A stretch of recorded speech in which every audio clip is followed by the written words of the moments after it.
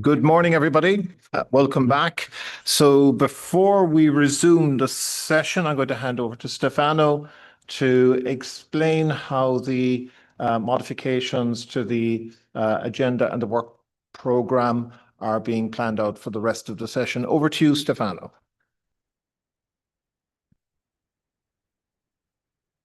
Thank you, Mr. Chair. Good morning, everyone.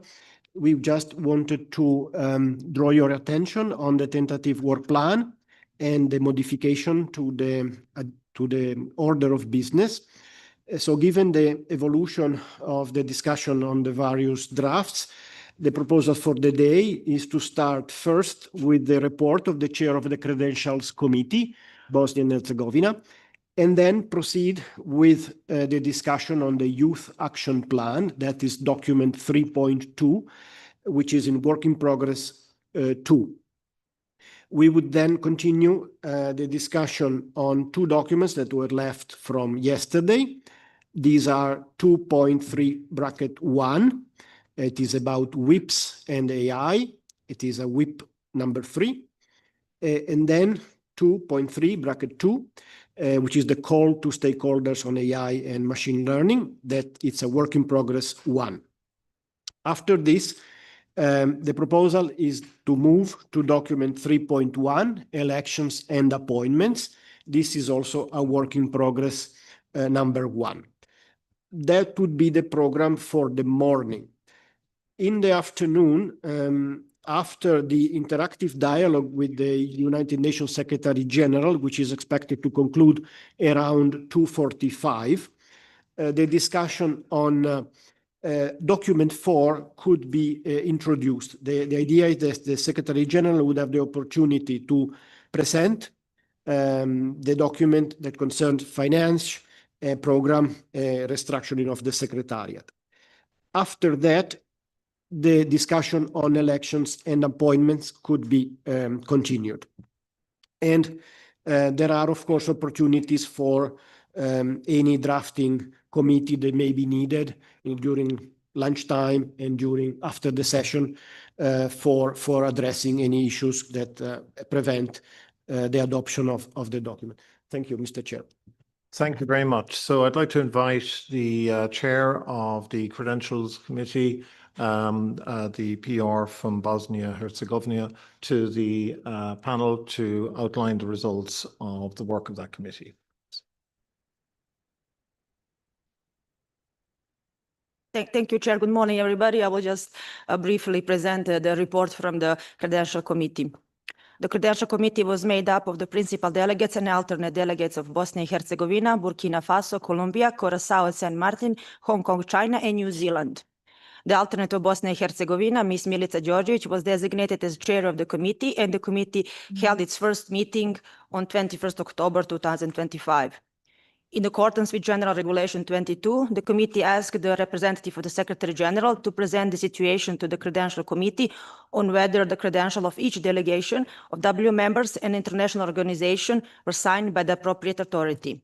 In this respect, and based on information from yesterday, on 21st October, the committee found that the credential of 110 W members were in order.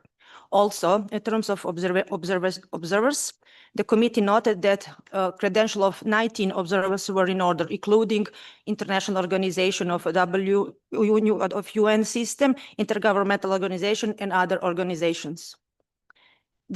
All delegations are invited to carefully review this report of the Credential Committee, that is info document info 1(4), and you can find it on the mini site in the portion information documents. And you should verify that their state, territory, organization is listed in the report of the committee. In the event that this is not the case, they should contact the Secretariat or the registration desk as soon as possible so we can adapt this report. Thank you. Thank you very much for your report from the Credentials Committee. Has anybody any comments they'd like to make before I close this item? See nothing coming up in the system. Thank you very much. That's a very comprehensive report, and thanks to the committee for concluding that work. Right then, we'll move on to the rest of the agenda. With your permission, which means that we're returning to the agenda item 3.2, that's Youth Action Plan. And you might recall from yesterday afternoon, Theo, yes, please.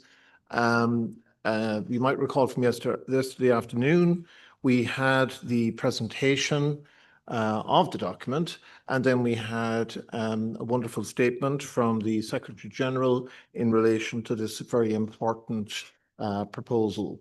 So what we might do now is work through the document, please. So I'm going to ask Theo to talk us through the document, please. Thank you very much.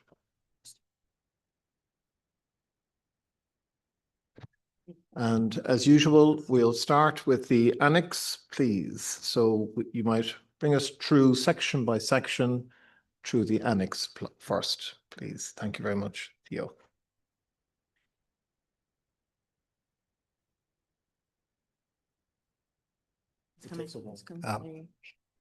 Yes.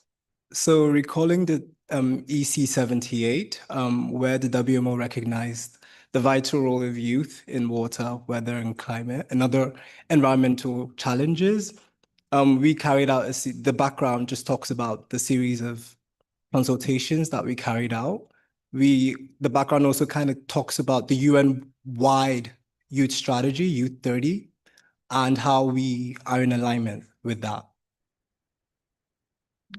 Thank you very much. Would you just bring the whole section up on the screen there, please? Yes. In this, there were no changes. Okay, thank you very much. yeah. Just 1 second. I think the US is seeking the floor. So the United States. Thank you. Good morning, and apologies for coming in late on this one. And thank you for your presentation yesterday. It was very well done. We just wanted to insert one word in the 5th line, where it says to ensure diverse input. If we could insert scientific between diverse and input, that would be great, and we'll send that in. Thank you.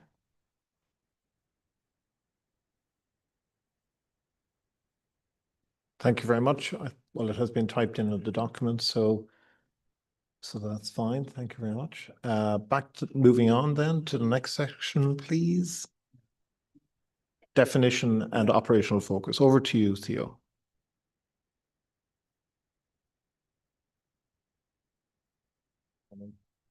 Yeah. So we define youth within our operational focus from 18 to 35.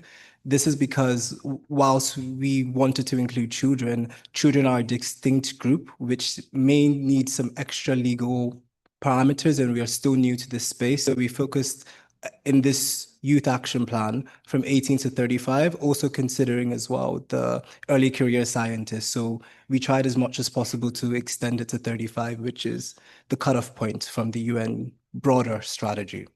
Let's go to the changes. Okay. Yeah, we can go to the change. The changes start from the first pillar, governance. Yeah. The tables. Yeah, the tables. Yeah.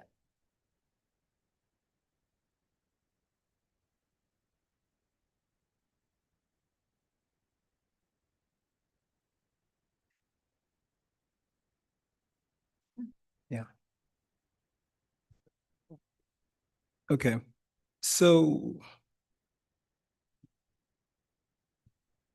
these changes were mainly helpful additions. There was nothing that was contrary. For example, if you look at 1.1.1a, it showed Chile just added conduct quantitative and qualitative assessments.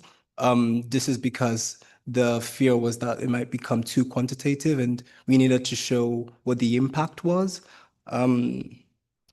That there was that, as well as in WMO bodies. I think Japan gave a helpful addition to state that WMO constituent bodies, including the subsidiary bodies. Yeah, and then we can go to human resources or capacity development, sorry.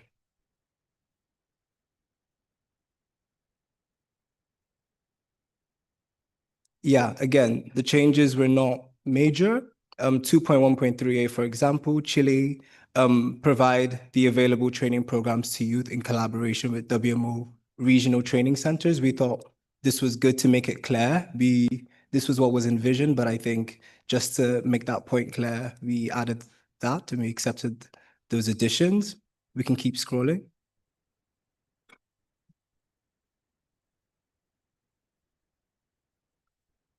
Yes, with human resources, I think New Zealand also with our KPIs, for example, added an asterisk differentiating, updating HR internal procedures, and then plus 5% of youth in workforce. I think it was one line before, and New Zealand just highlighted that. And we can keep scrolling. I just pause there, please. US. Let's see if we can keep it. Yeah, keep in mind. The US is seeking the floor. Thank you. And I am in section 3.1. It was human resources. Thank you. Up to Just 3 point, some please. word tweaking here for this section. So up in the banner, in the what is being asked, if we could change the word inclusion to involvement.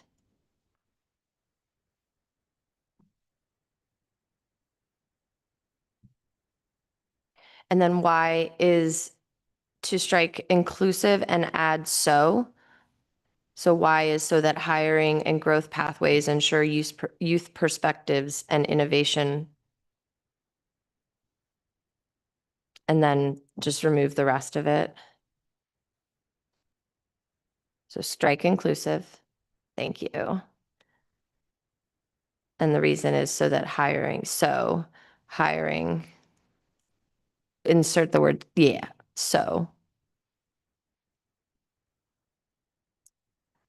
No, editorially, maybe you could clean it up, but it would read, so hiring, thank you, and growth pathways ensure youth perspectives and innovation. And then end the sentence there, just for readability. Thanks very much. I think it implies that it's in the workforce. And then.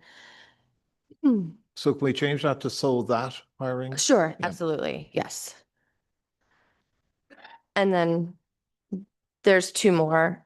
In the area of work 3.1, I'm going to change, I'll read it out and then I can do it slowly. It would read, ensure WMO recruitment and selection process, and then it would strike is from there on out. So ensure WMO recruitment and selection process promotes opportunities for youth.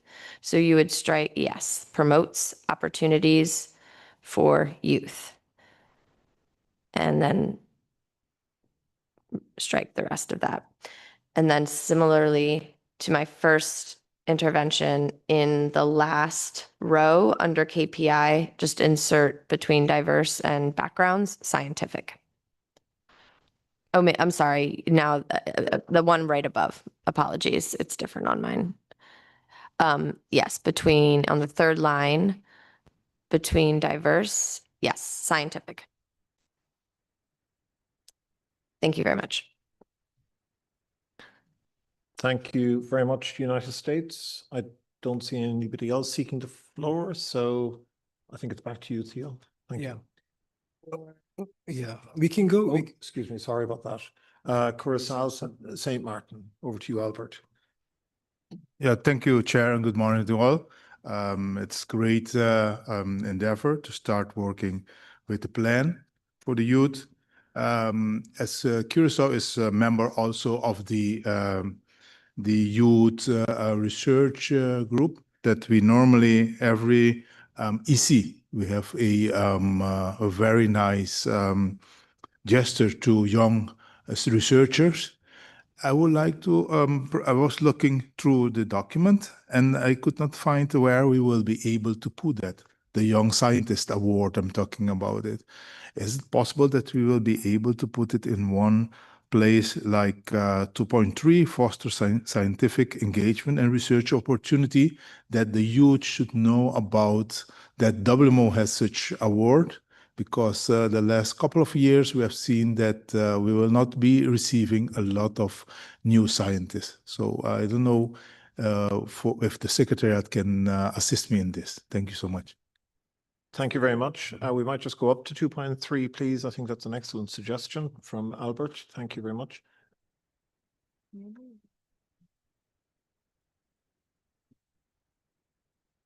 Okay, so we're going to look at this and come back, but I think the response is positive. Excellent. Thank you very much for that contribution. Mexico is next. Thank you, Chair. Gracias, señor presidente. Solo quisiera pedir una explicación a Estados Unidos en relación con los cambios que propuso, en particular a las reservas a los términos inclusion. Creemos que estos términos han sido parte del lenguaje de OMM en documentos similares y cambiarlos a estas alturas para nosotros requeriría una explicación más sólida. Y con respecto a los cualificativos de científico, después de diverso, quisiéramos incluir antes el calificativo, bueno, después de diverse, including scientific. Creemos que las contribuciones son científicas en principio, pero la diversidad de contribuciones de la juventud en este contexto no necesariamente es estrictamente científica. Hay contribuciones culturales, hay contribuciones de otro tipo. Y si bien las científicas son las más relevantes, no son las únicas. Gracias. Thank you very much, Mexico. So back to the United States, you might present your suggested change in relation to the use of the word inclusive or inclusion, and also there's a proposal to insert, if I understand correctly, the word including between diverse and scientific. So over to you, United States. So we're a scientific background organization, and so the specific addition of scientific without the word including would be where we want to see this language land. We, in general, want to see hiring and any kinds of decisions on the workforce be solely merit-based. So including the word including would not be okay for us. Thank you. Thank you very much. We might just scroll up to the section that was modified there, please. Next, we have the Russian Federation, please.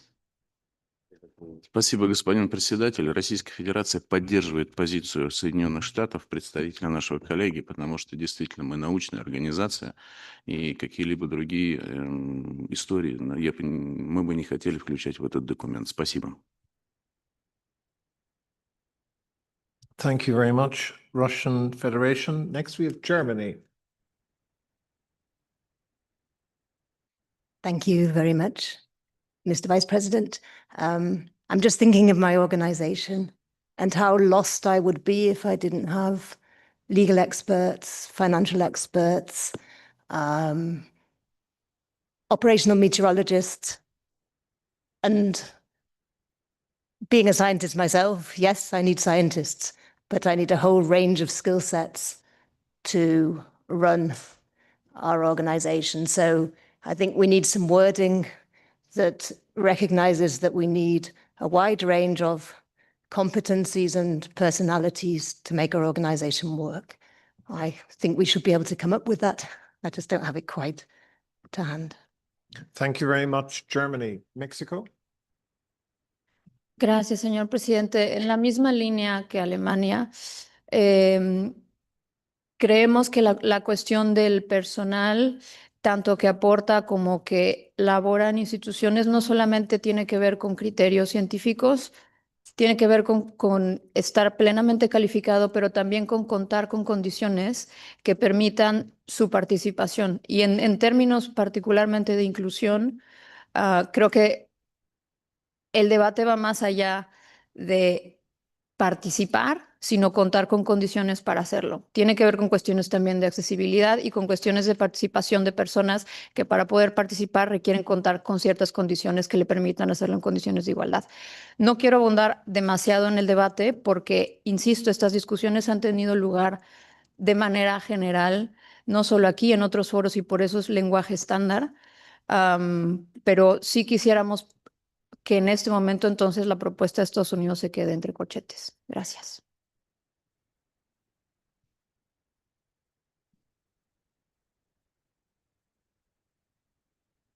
Thank you very much, Mexico. And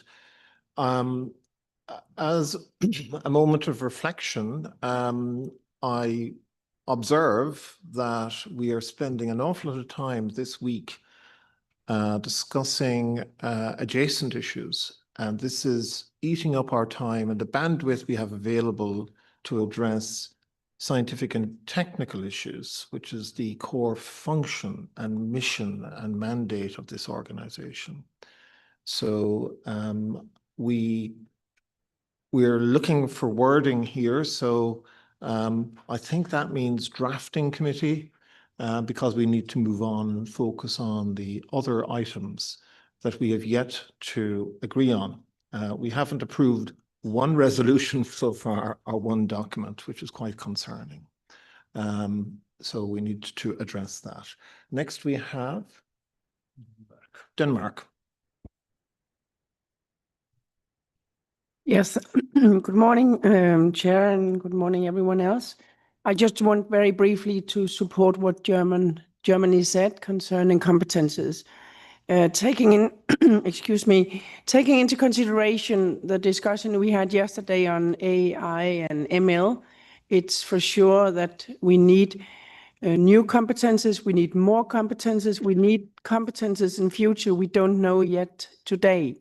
So to be very sort of closed and very narrow in our description, I would try to work against. And I think what Germany suggested is a good way forward. And probably, as you say, Chair, we need to get together and find the wording somewhere outside this plenary. Thank you. Thank you very much, Denmark. So on that note, we'll go back to the United States quickly, but then I want to talk about drafting committees. Over to you. Well, if we find this amenable, otherwise we agree with your suggestion. But we do agree, for the record, with the interventions made by Germany and Denmark. And in fact, we're sort of thinking about that, and the comment that they made us think maybe instead of scientific, it would be diverse professional backgrounds, or we could somehow weave in the word competency. So diverse professional backgrounds and competencies. So if that's something that would be amenable to address those, we could live with that and then move on in the document and approve it. Okay.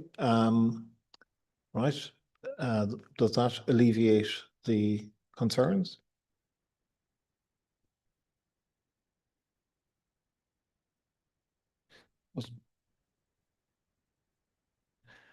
Tanzania, please. Thank you very much, Chair. We would like to take the opportunity to congratulate the Secretariat for the first ever Youth Action Plan, and we will be happy to adopt the Youth Action Plan as quick as possible. And Chair would like to echo what you have said regarding our constraint with regard to time, and would suggest that maybe we huddle in some of these issues to accelerate our work here. Thank you very much. Thank you very much. Thanks very much, Tanzania. And Mexico, please. Gracias, señor presidente. ¿Podríamos acomodar la propuesta de Estados Unidos diciendo diverse backgrounds, including professional, scientific y cualquier otro calificativo que se quiera incluir en ese listado? Gracias.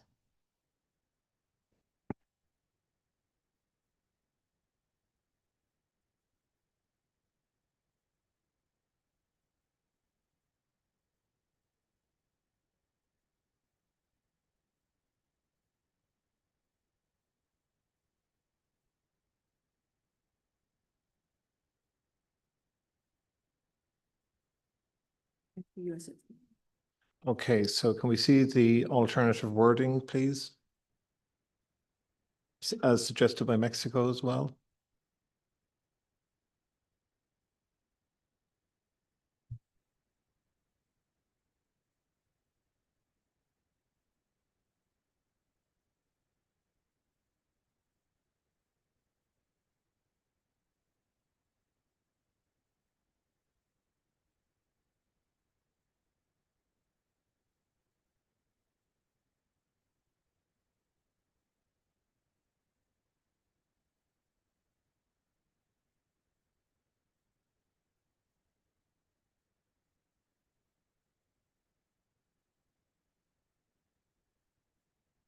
Right then, thank you very much. Yes.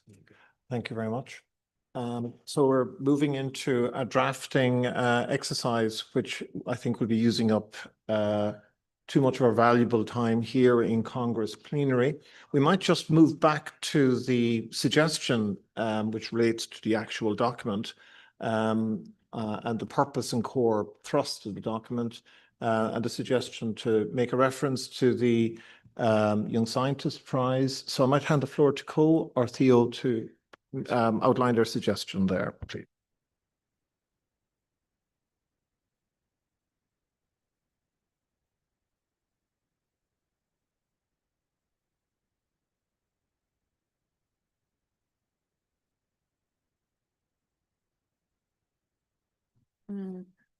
Thank you. Just quickly, Albert, I wanted to suggest if we looked at 2.3.2C, which is encourage innovation and research engagement from young professionals through research opportunities, projects, funding, and recognition. If we could just at the end of that say, including through Young Scientist Prize or WMO awards, something right there to capture your point. Maybe it's including through WMO awards in general. Does that work for you? Okay. That's very good. So thank you. Via semaphore, we've got a yes from Albert. Excellent. So we might continue on through the document, and the objective here is to capture any issues that people might have in relation to language, etc. So over to you again, Theo. Yes. So if we could scroll down to the last pillar, monitoring and evaluation.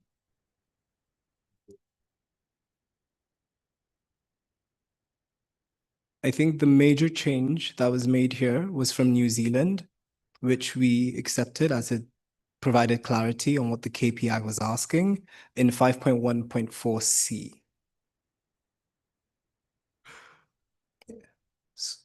If you scroll down a bit. Yes. So the KPI originally was at least once every year and 2 years respectively, but this didn't capture what we were trying to produce. So we amended it with New Zealand's suggestion for youth-related updates collected annually from WMO bodies and members and consolidated by the Secretariat into a biennial progress report to Congress and UN Youth. So we might invite New Zealand perhaps to present that particular change, please.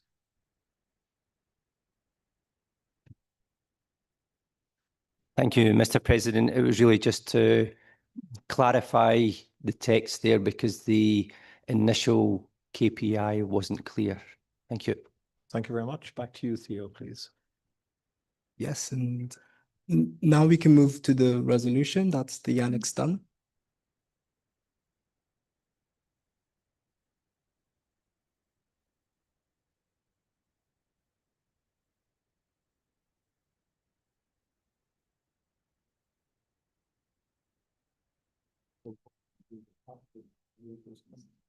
Please go ahead. Yeah, so here, there were quite a few changes made, as you can see, by Japan and New Zealand. So recalling Decision 14, EC 78, WMO Youth Engagement requesting the Secretary General to develop a youth action plan, having examined Recommendation 10, EC 79, and the Youth Action Plan proposed.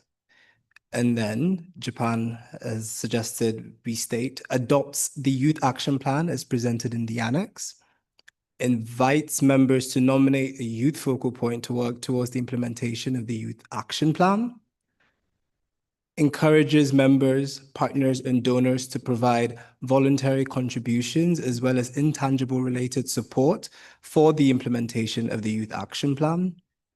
This was an addition from New Zealand.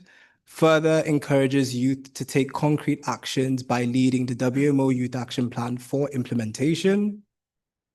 Requests the Executive Council with the support of the Secretary General to facilitate rather than arbitrate the discussions and actions necessary to carry forward the implementation of the Youth Action Plan and report on the status of implementation at the World Meteorological Congress at its regular session in 2027. This was an addition by Japan. Request the Secretary General to provide support for the implementation of the Youth Action Plan within resources available to explore extra budgetary resources given the current financial situation of WMO. So we might give Japan the floor, please, to present those suggested changes. Thank you. Thank you, Mr. Chair. First of all, we would like to express our gratitude to all the people who contribute to the important document. Due to climate change, roles and the responsibilities of NHMS and WMO become more important than ever. In order to respond to increase the needs of meteorological and hydrological services, it is crucial that meteorological and hydrological services are to be chosen by young, talented people, their careers, so that they could actively engage with activities of WMO and NHMS. Japan fully support the proposed action plan that it's implemented to facilitate engagement of young people with WMO and NHS. In this connection, I'm pleased to inform you that Japan will host the WMO Youth Focal Point Coordination meeting in January next year to develop a roadmap to implement the Young Youth Action Plan. We hope that this meeting will help to accelerate the implementation of the Youth Action Plan, thereby enhancing your engagement in activities of WMO and NHS. So regarding the resolution, Japan would like to propose a couple of amendments. The first point is regarding the request paragraph.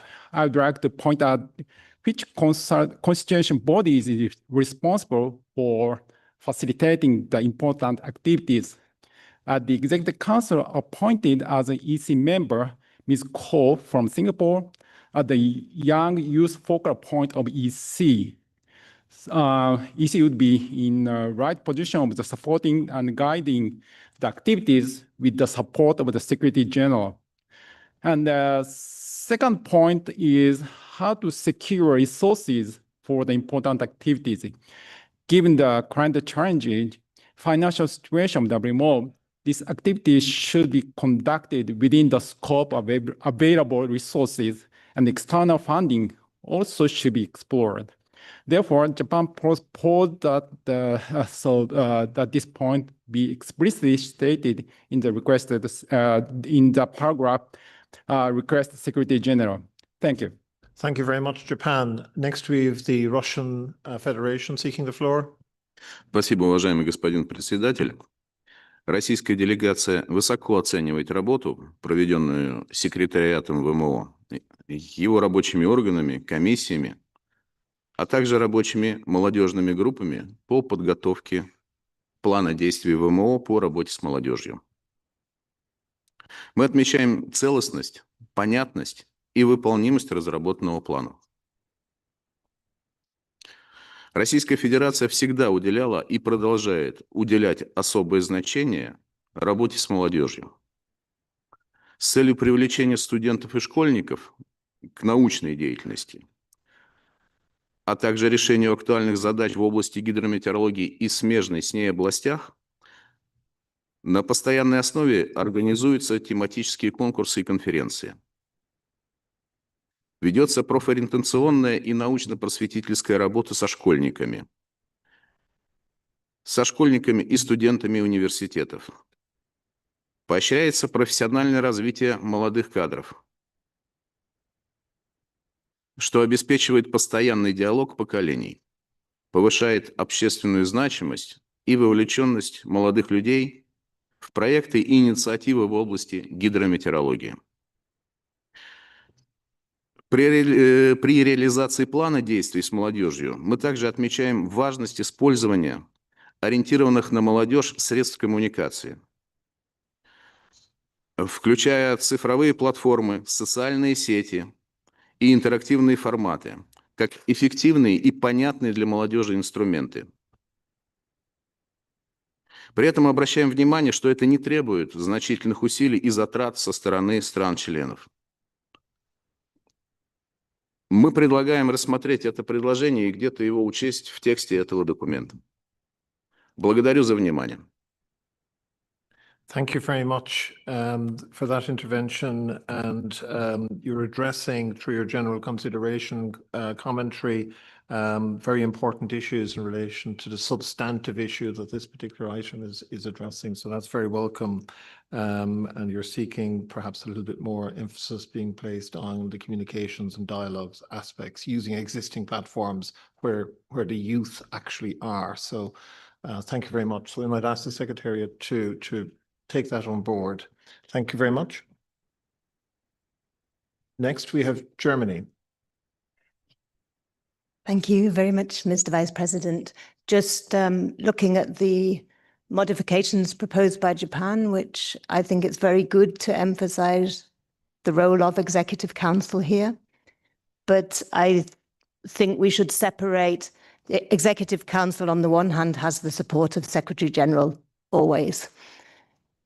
And on the other hand, it will be the Secretary General who is taking the actions to facilitate the discussions and actions. That is, Executive Council itself will not be getting into the detailed work of actually setting up the actions needed so that the discussions from the youth group can take place. So I'd just suggest we separate. We have a request the Executive Council to support the implementation of the action plan and report, and then take the request the Secretary General to facilitate the discussions and actions necessary and put that by the Secretary General in the sense of who is going to be doing what piece of work.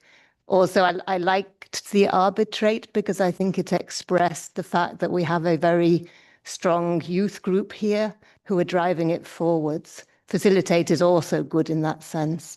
But maybe the Secretariat would like to comment on the thought behind that wording. Thank you. Thank you very much, Germany.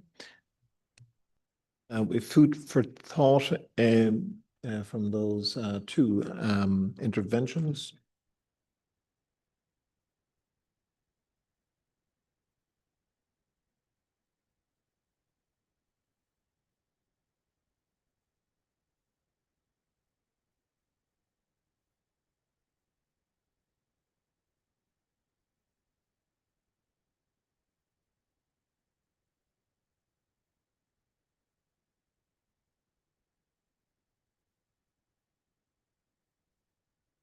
So, Czechia, the floor is yours, Jan.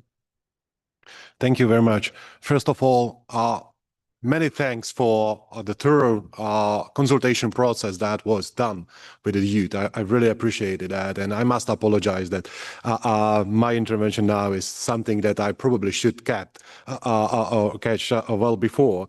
Anyway, from my point of view, the ultimate goal of the Youth Action Plan is a little bit hidden in the document and not that very obvious. It's not because the goal is not to report how many youth we have in different positions, but really enable youth to make impact on organizations and the work of the community that we are doing. And therefore, I would like to propose a solution by including a new clause on recognize, which would read, recognize is the importance of long-term goal of the Youth Action Plan, in parentheses, the WMO is Youth Empowered Organization, for sustainability, succession planning, as well as for uptake of innovation and the long-term success of the organization. I know it's long. I'll send it to Renato right now. Yes, thank you very much. We haven't got to that part of the document yet, Jan. So if you could send it in to plenary and by the time we get to that part of the document, hopefully we'll have cut and pasted it into that section, into recognize. Is that correct? Thank you.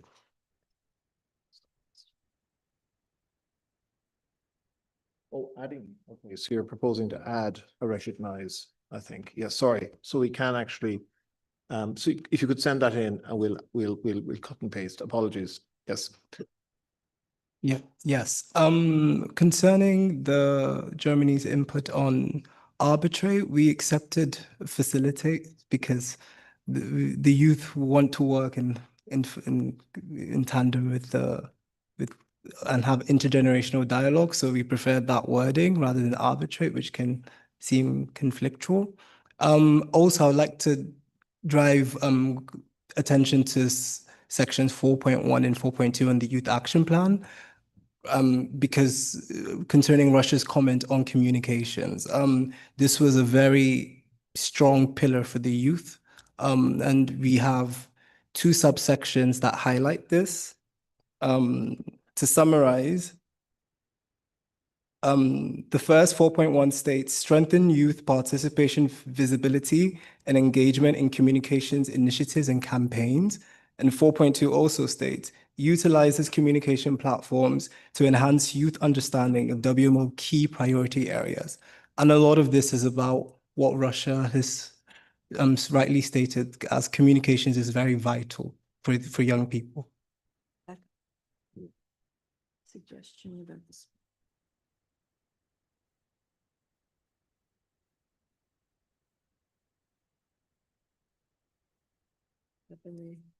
Exit resolution.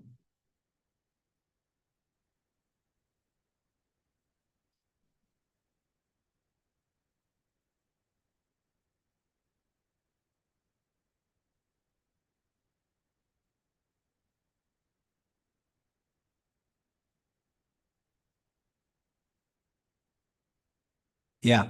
And concerning the split that Germany has suggested between actions for the Executive Council, we appreciate that and we can reflect it in the Youth Action Plan. Yeah.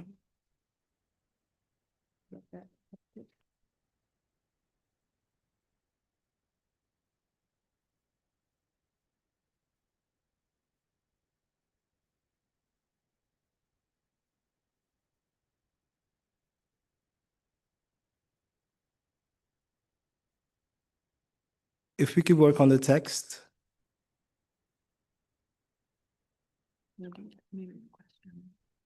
Yeah, Germany, can you repeat the suggestions, please? Thank you. If this would be agreeable to Japan, we could request the Executive Council to support and monitor the implementation of the action plan, and then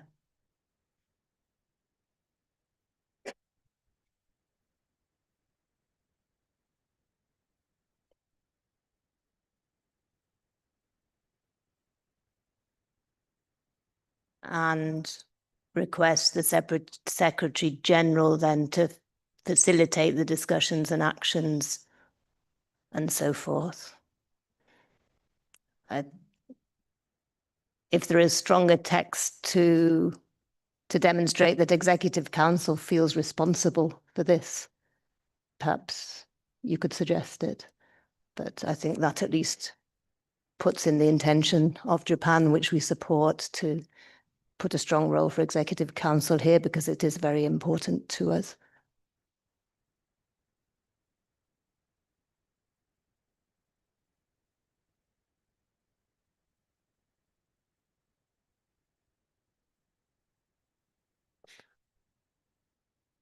So Co has just suggested that we put all the requests to the Secretary General into one paragraph, 1, 2, 3. So it's adding a 3 at the bottom of the requests to the Secretary General.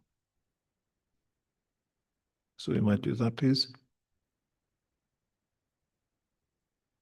While that's been worked on, we have New Zealand. Thank you, Mr. Vice President. Apologies, I've been a real pain this week. Could I just ask for the screen to be maximised again? Finding it really hard to read. Thank you. Apologies, I should have asked for that earlier on.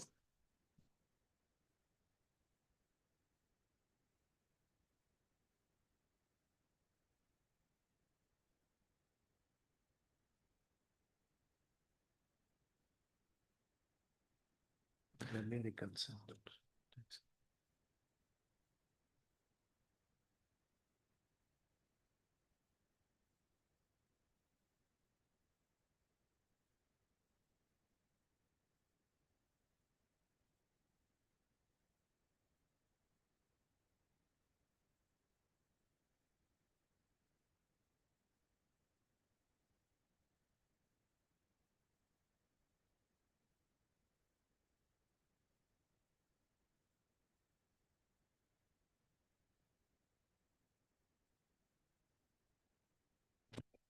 Sorry, everyone, we're just waiting for Czechia's text to be included in the document.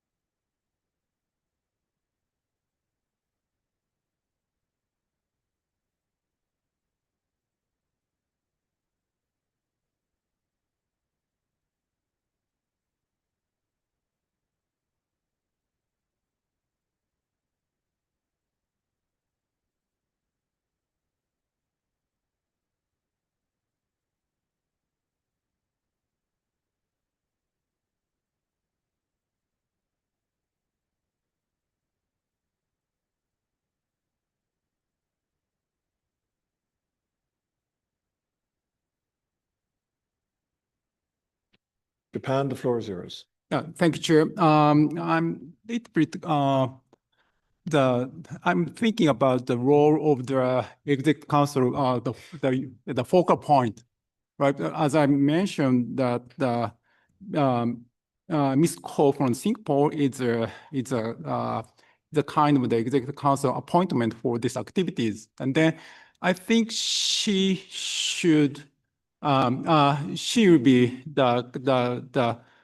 she will have the task for the reporting to the Executive Council, right? So not Secretary General or Secretariat. I think so. I think, but this amendment will not unclear the role of the EC focal point, I think. Thank you. Thank you very much. So the purpose of what we're doing at the moment is to identify issues that we can hand over to the drafting team. So that is an issue that we're going to put into this container. Thank you very much. It's,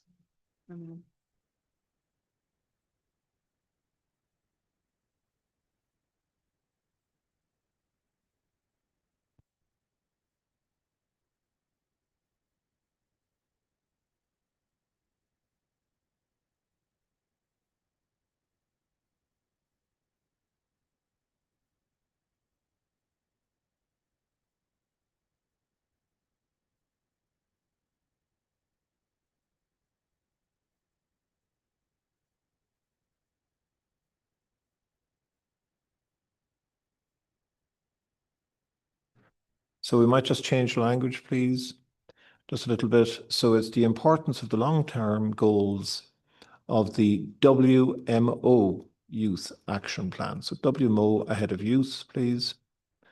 And we can get rid of in WMO and add a comma. and then as instead of is. So you might delete is and change that to as, please. As a youth-empowered organization for sustainability and succession planning, as well as for the uptake of innovation and the long-term success of the organization. So that's enough, I think, to hand over to the drafting committee to apply any further refinements as necessary. Thank you very much. So we have all the changes discussed and considered at this point. So what we will now do, with your permission, is establish a drafting committee. And we already have a volunteer, and that's Albert Martis. Thank you very much for making yourself available, Albert, to chair this. And I understand that the committee will be taking place where? So the committee can meet from noon to 1 o'clock in room C2. For physical participants, there is also a Teams link that is being facilitated to allow other members to join. Thank you. Thank you very much.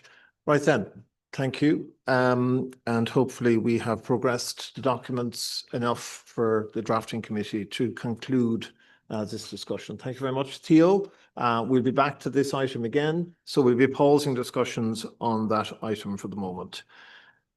So 1 second while I discuss with the Secretariat on our next steps.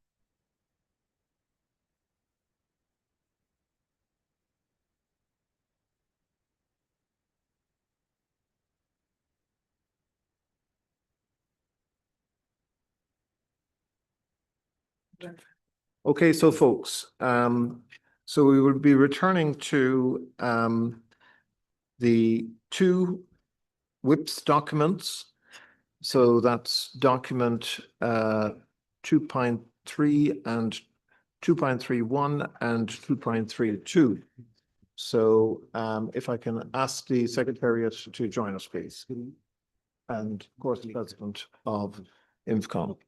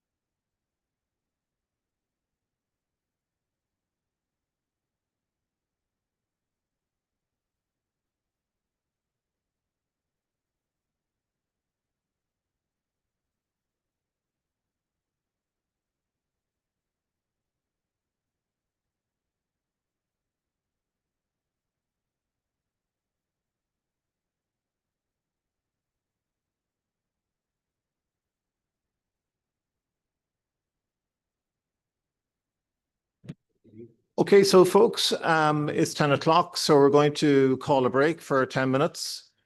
So we'll see you back here at 15 minutes past 10. Thank you very much. Yes.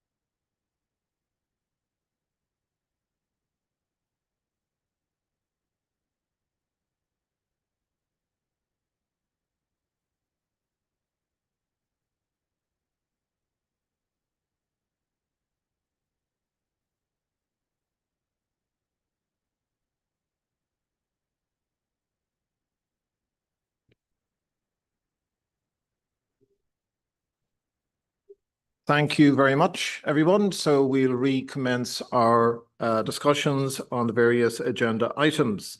So you might recall we have to return to two documents amongst a set of other documents that have to be addressed.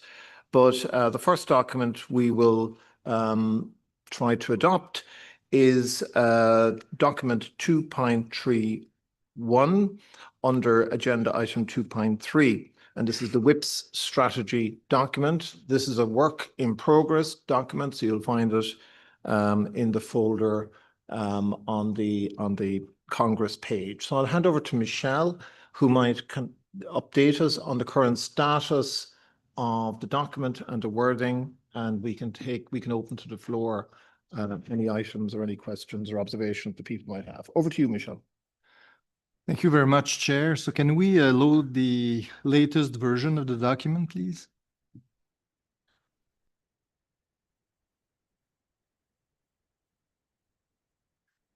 So thank you very much. So you will recall, colleagues, that we put a lot of work, actually, lots of contribution from members throughout the document. You will remember that we had consensus on all except for one piece of words in the document. So I will not go through all the changes because they've been already agreed to, but let's move to recognizing 5.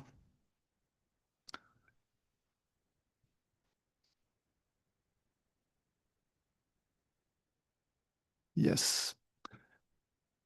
So under recognizing 5, you will remember that we had the word fairly and equitably. You will recall that we had suspended the discussions on this in order for delegations to exchange and try to resolve the use of the words. So I'll leave it there for the time being. You will recall that we had a position to keep only fairly and a position to keep fairly and equitably. The latest proposal from the US, and I will give them the floor in a minute, and they've done that in collaboration with other delegation, is to essentially put full stop after fairly and remove the word and equitably.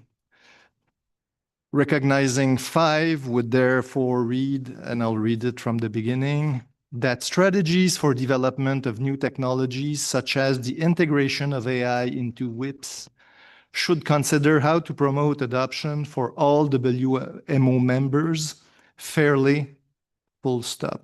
We'll stop there. I will ask the US to comment, and I will give the floor to Mexico after that. So please, Yeah. US, you have the floor. Thank you. Right. So we are removing and equitably, and I just want to thank, and you used the right word, collaborative.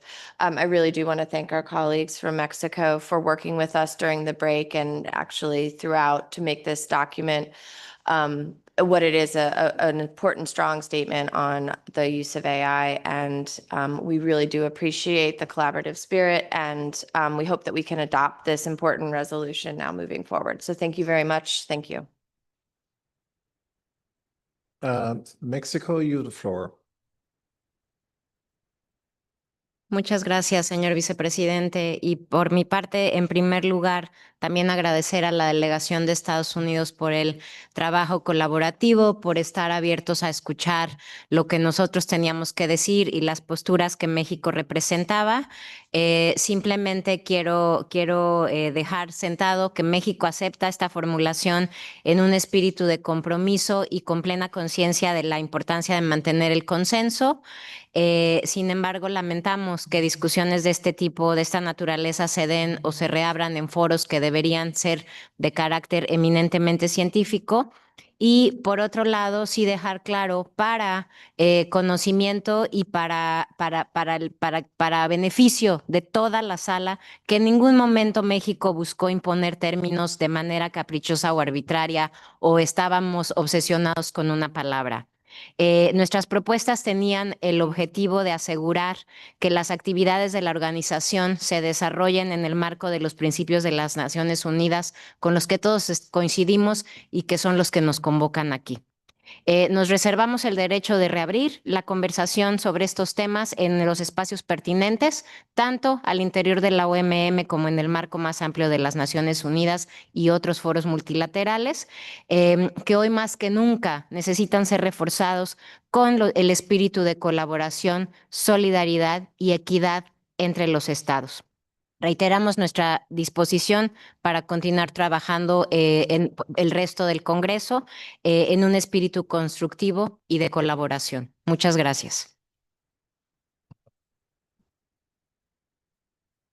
Thank you very much, Mexico, and I thoroughly agree with you. And it's important that we limit ourselves, as you say, to the scientific and technical matters that we are here and mandated to discuss. That's the core essence and the purpose that we have. So I thoroughly agree with your point. And thank you very much for Mexico's constructive and collaborative response to this issue. And it allows us to move on to hopefully the adoption of this particular document. So well done to you on this one. Cameroon.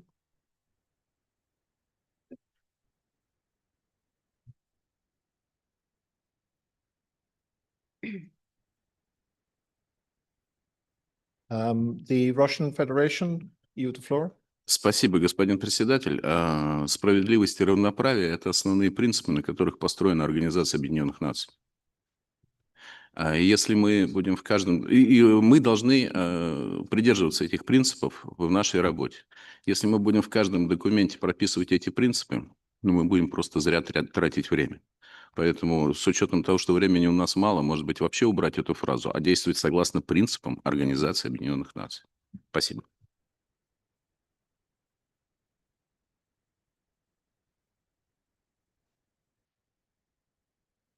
Okay, thank you very much for that suggestion. I suppose at this point we have put an awful lot of time into putting in place the wording that we have in the document as it exists and take into account the sensitivities around the various huddling exercises that we've engaged in, and it's taken us so long to get to this point.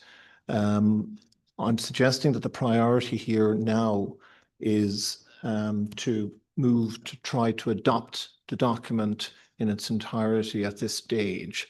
And while I recognize the points that you made in relation to equity and fairness and the expression of those generally throughout all our documents, the priority at this point is we have to be pragmatic and start approving resolutions and start approving documents at this point. But I recognize the point that you've made. It is well stated. So thank you very much.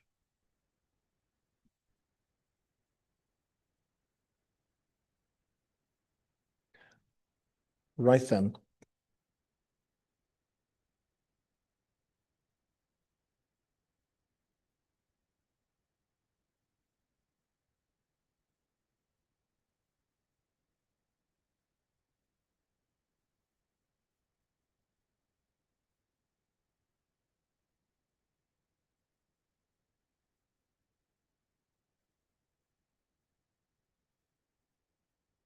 Thank you very much, folks.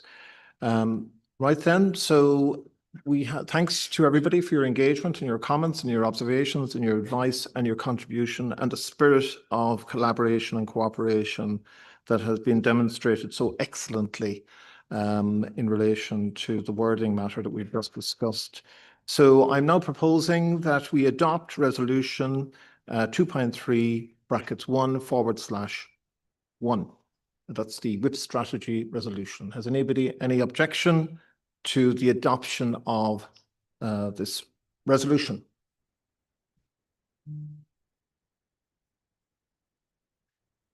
I don't see anyone seeking the floor, so we will take this resolution as being adopted by Congress. Well done, everybody.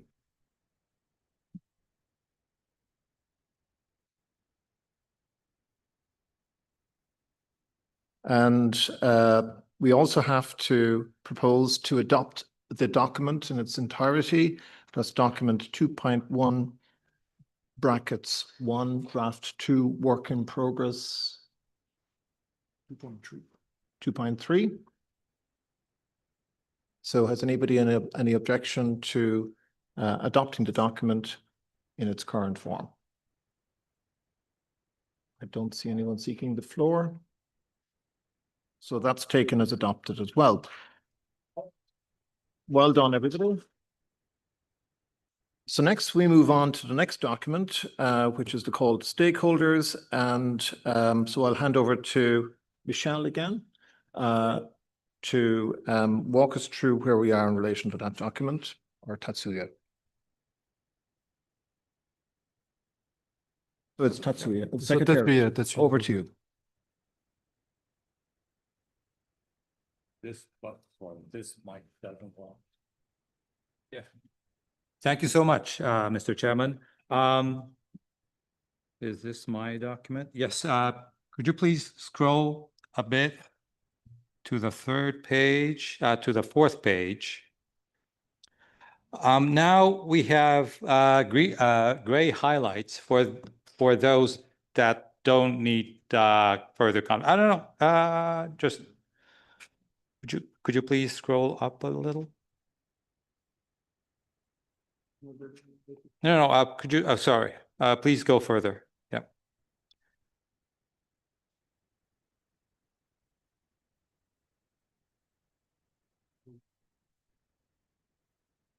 This is the document? No, this is not the latest. Sorry.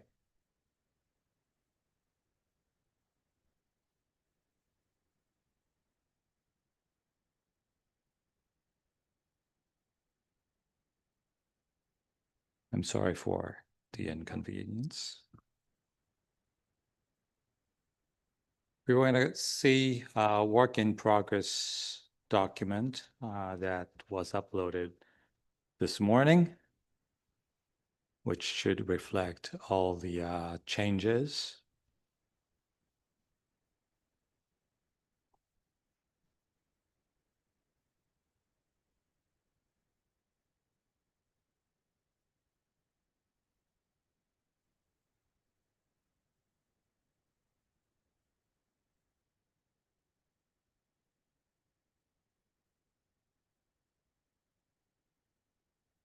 Thank you. So could you please scroll little by little? Yep, please go on, go on, go on, go on, go on.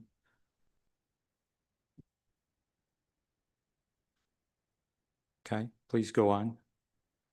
So this is the annex of the WMO call. Here we have 110 delegates today, so please correct this from 106 to 110 as of today. And please scroll a little. Here we have a comment from New Zealand delegation, and Chair might wish to ask New Zealand delegation later to intervene. So please scroll down a little. Here, I don't know, stop at yellow highlights. Just, yeah, right. So this is what, so I corrected in line with yesterday's discussion, every, developing country notation to those using low and middle income countries, LDCs, and SIDS.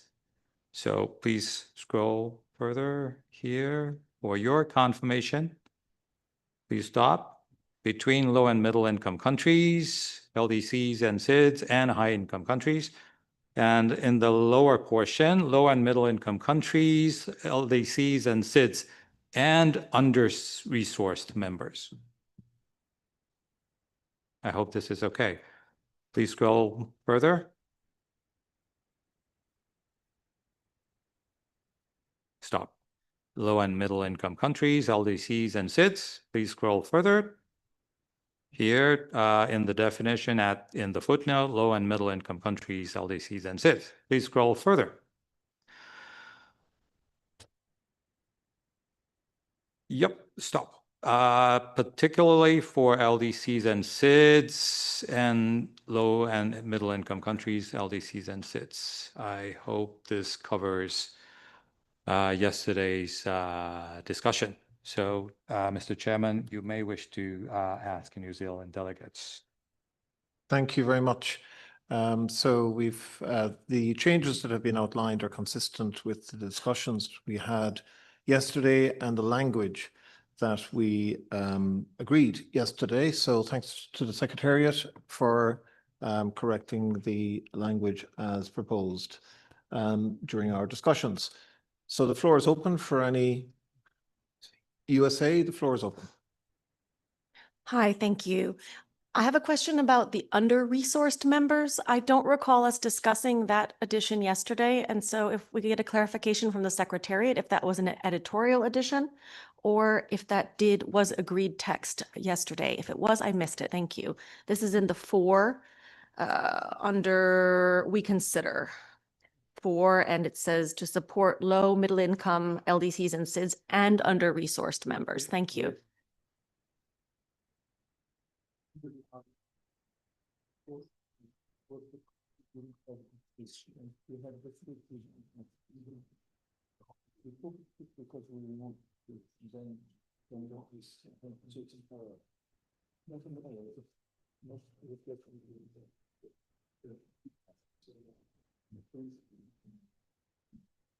So you might, Neera is going to take the floor, please.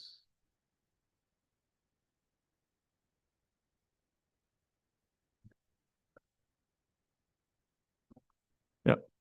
So I believe this was a part of our discussion of how to modify the developing countries to something that will be reflecting what we want to say here. So there was, as far as I remember, intervention from the British Caribbean territories, talking about SIDS, and we try to find wording for that. I think if we can go back there, we can now, once we put the full statement of low income countries, LDCs and SIDS, this probably can be removed. Where's this sentence? We consider 4. We consider 4.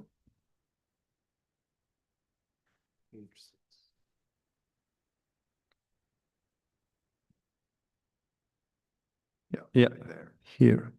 So we have low and middle income countries, LDCs and SIDS. So I believe that after our discussion, really we can strike and under resourced members because we replaced it now with the new text. Thanks. Floor is open for any comments or suggested changes. Tatsuya, the floor is yours. Sorry, this morning I forgot to add parenthesis bracket New Zealand in the blue highlights. So please include bracket New Zealand in the change I made this morning. And Mr. Chairman, New Zealand may wish to make a very short intervention on this matter. Thank you. Okay, so we have 2 items that we're discussing. So let's be logical about it. So we'll start with giving the floor to New Zealand to the additional change that they've made. So we might put that on screen, please, which relates to an addition of an additional reference to record high and continuing sea level. So the floor is open to New Zealand to present that suggested change. Yes, thank you, Mr. Vice President, and thank you for allowing an introduction of the proposed text from New Zealand under the We Note paragraph. I believe there was a bit of confusion in whether we'd had submitted this in advance, so thank you for being accommodating. It's much appreciated. So we believe that this additional text that is record high and continuing sea level rise is highly relevant to a lot of, if not all, members. We also believe this insertion is appropriate since the global mean sea level is a key indicator in the State of Global Climate 2024 report, which notes that mean sea level reached a record high in the satellite record, and the rate of change in the last 10 years was more than twice the rate of rise in the first decade of the satellite record. Thank you once again, Mr. President, Mr. Vice President, for considering this inclusion. Thank you very much, New Zealand. That's fine. The floor is open for any further interventions people might wish to make in relation to the document as a whole.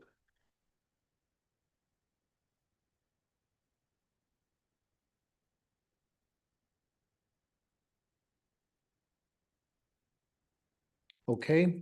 I'm taking that nobody is seeking the floor, so we're at a state of consensus. Thank you very much. Right then, that allows me to move to propose, with your permission, the adoption of various parts of this document. So the first part is the annex. So I'm proposing that we adopt the annex that's included in this document. That's annex to the draft resolution 2.3 brackets 2.1. But before that, I need to make a correction. Thank you very much, Stefano. The number of delegates, we have an update on that number. So that's actually 115. So we might change 110 to 115, please.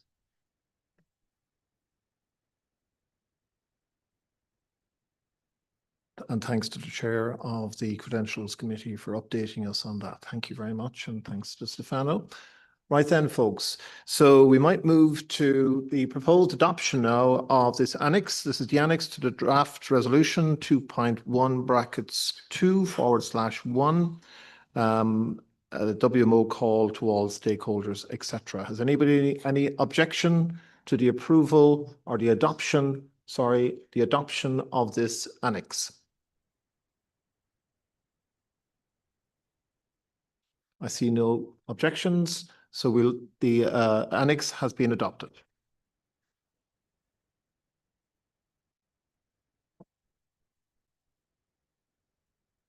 Thank you very much. And next, we finally move to the proposed adoption of the document.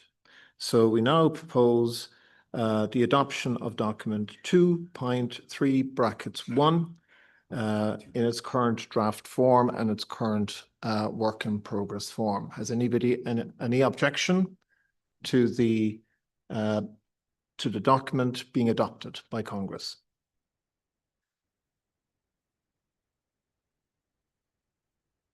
Okay, I don't see anyone seeking the floor. So we also take that the document has been adopted. Well done. Thanks, and thanks to the Secretariat, and thanks to you for your engagement and support and constructive and collaborative understanding to allow us progress with this document. Thank you very much.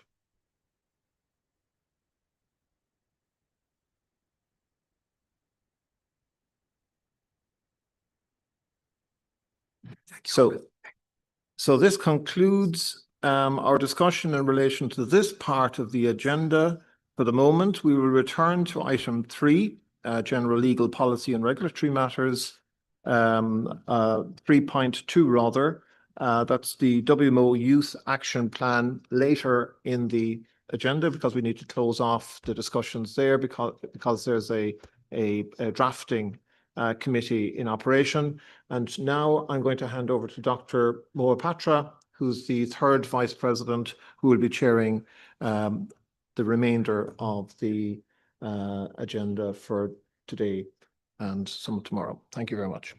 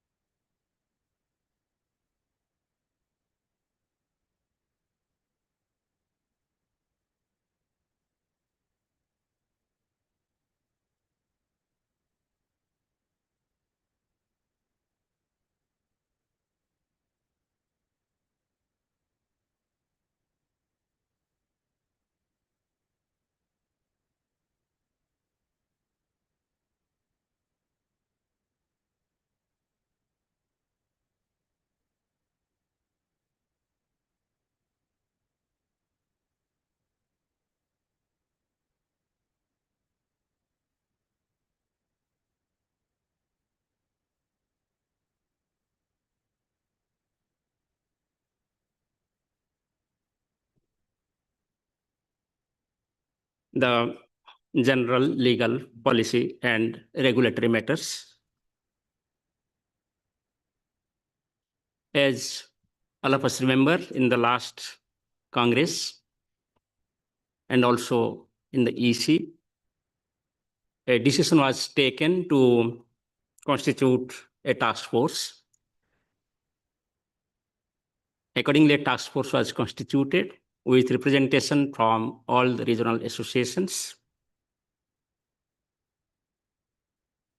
The task force was meant for going through the current status of the elections and appointments procedures, including WMO Code of Conduct. The task force met physically and also online a number of times. I would like to thank the WMO Congress, individual distinguished members, and especially the committee members of the task force for their dedicated support and cooperation in going through the various aspects and bringing out a draft report. I also mention my special thanks to the Secretariat, including Mr. Daniel and Stefano, for their active participation, guidance to the committee, and finalizing the draft.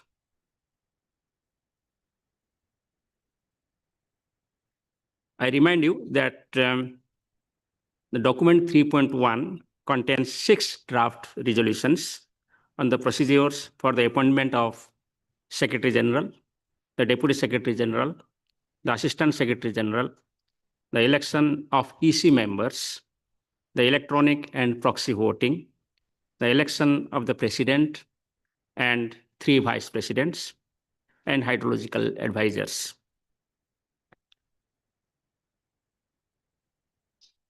Let me invite our legal counsel, Mr. Daniel Troff, to present document 3.1 and its 6 draft resolutions. Thank you. Over to Mr. Daniel.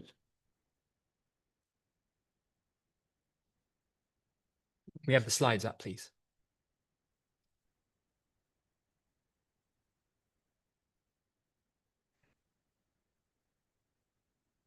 So good morning, everyone, and hopefully we'll try to make this as quick as is possible. There are substantive issues for discussion. What's set before you today is something that's taken quite a while to prepare. It is a set of resolutions and decisions that you have to consider today about the elections and the appointments that take place within WMO. Now, these set of proposals that are before you have taken almost 15 months to come to this stage with considerable work and research. Key themes to think about is that we've tried to align as best practice with the UN common system where possible. And I guess, I don't know if you've had the privilege of seeing the drone show on Monday, but it's kind of bringing, these rules have not changed for 20, 30, 40 years. So like the drone show is something new, this is new for us. It's about bringing us in, I guess, to the 21st century, as opposed to something that took place before. So what's the intention of these changes? What are we trying to do here? There are three main aims of these changes. The first is to ensure the highest standards of integrity and transparency, so you know what's going on and how the process is working and how it should work. That's something, if you were here for the Congress 2 years ago on Executive Council elections, caused a huge amount of confusion and a huge amount of not knowing exactly what's going on and when can I catch the plane home. The second area is to ensure a robust and fair election in the appointments process, to ensure that everybody's playing to the same level playing field.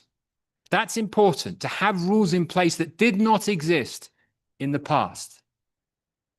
And the third area is to ensure consistency in best practice. As I say, best practice with the UN system. So what we've done throughout this process is always to refer to what's going on within the family of the United Nations and to ensure that we're consistent with that practice.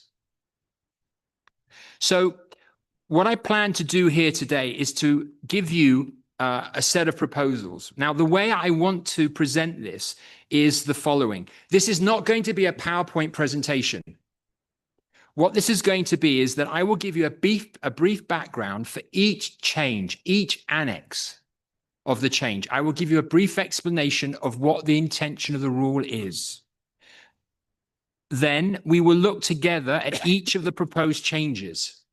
We will go through them one at a time, and we will focus on the changes that have taken place. Once we've gone through all of those changes, you will then be asked to approve those changes at the end. I will not rush this, and I will ensure that you all understand what the proposed changes are and how they will impact on WMO. So it's going to be one PowerPoint slide, and it's going to be very brief, the explanation, and then we look at the annex. Okay, next slide, please. So just briefly, the background of this, as I say, the genesis of this came from the previous election processes and the process that took place in the last Congress 2 years ago. And there was a recognition at that stage that some of the processes appeared complicated and difficult to follow. And some of you, as I say, shared that pain. There were concerns about how internal candidates could compete for the position of Secretary General and whether they had an undue advantage over those who were external to the organization. There were concerns about how the transitional period works between an outgoing Secretary General and an incoming Secretary General. This transitional period that was never codified in any rules. What is supposed to take place? There were discussions about how the appointments process for the Assistant Secretary General and Deputy Secretary General was to take place and have a clearer and more defined role in that process. And finally, there was discussions that took place and evolved about proxy voting. We have proxy voting in WMO, but it's not codified anywhere. And we have issues regarding electronic voting. Next slide, please. And this is the last slide for just the introduction. So this is what we're going to be talking about today. In these annexes, the eligibility requirements, the procedure for something called enhanced dialogue, and I'll discuss that with you momentarily. We're going to look at the 2/3 majority voting to ensure that's enshrined in our rules, the transitional period, as I've discussed, and standards of conduct. And as I say, also ASG, DSG appointments, the election of executive council, and the modalities of voting. Okay, so that's the intention for today. So, as promised, we're going to go to the first discussion document, which is about the appointment of the Secretary General. Next slide, please. So, what I want to do here is I'm going to give you a brief introduction of what the change is about. We will then, if you're okay with this, go immediately to the annex, the actual rule change, and go through that rule change for any suggestions or comments that you wish to make. Once we've done the review of the annex, we'll look at the resolution itself, because it flows from what you decide in the annex. And we'll do that for each of the changes. So, if we look at the Secretary General appointment, what's the intention here? So previously, anybody could become Secretary General, and there was no requirement for any types of pre-qualification experiences. So anybody could run. And so the intention here was to begin to codify UN practice about, are there any conditions within the organization? Are there any conditions that you want as members to have for a Secretary General? Who do you want to have as Secretary General? What qualifications do you think should be in there? And there's a recognition that managing an organization isn't just about the science. It's managing the complexities of human resources, finance, outreach, strategy. All these things are not necessarily connected to science, maybe part of what you want to promote, but are very separate in their own distinct ways. And having that experience becomes relevant in the years to come. You just had a discussion on artificial intelligence, so you know things are going to change. And you have to ensure that you have a Secretary General who has the requisite skills to meet those challenges for the 21st century. So a change that's recommended is to have what we have 15 years of management or executive management experience, which is again in line with many UN common system practices. So to have something which is about a Secretary General who knows how to manage sort of senior level positions. Again, this is something that runs with many of the UN agencies that we've looked into. The second area, which is a theme which you'll see come up in various of the changes, is a requirement to announce 3 months in advance if you wish to run for Secretary General. Now, this change has ripples for other changes that we're going to talk about. And it starts with the premise that you as members need to know in advance who are the candidates that are running for Secretary General. What are their visions to be Secretary General? What do they have in mind? And in that instance, it starts with the premise that anybody who wants to run for Secretary General needs to have at least 3 months advance notice to ensure that there is a level playing field for all candidates. And the last area is an ambition. It's not a rule, it's an ambition. That we must always strive for regional balance. That we must ensure that all members have the opportunity to compete for Secretary General, and that members can have as an idea the concept that if a Secretary General originates from one region, maybe, just maybe, we should consider a Secretary General from another region next time around. So that's the concept. So if we now can go to the Annex 1, please. Now, I'm aware of the shortness of time. I'm also conscious of the fact that we're going to have the UN Secretary General coming. I'm also aware that we've also got other discussions this afternoon. So I'm going to make one assumption that you've read the documents. So I won't go through them line by line. So what I suggest that we do is we go through the proposed changes and any questions that you may have and any comments you may have. So what we have before us is a set of regulations that cover the issue, firstly, in relation to experience qualifications.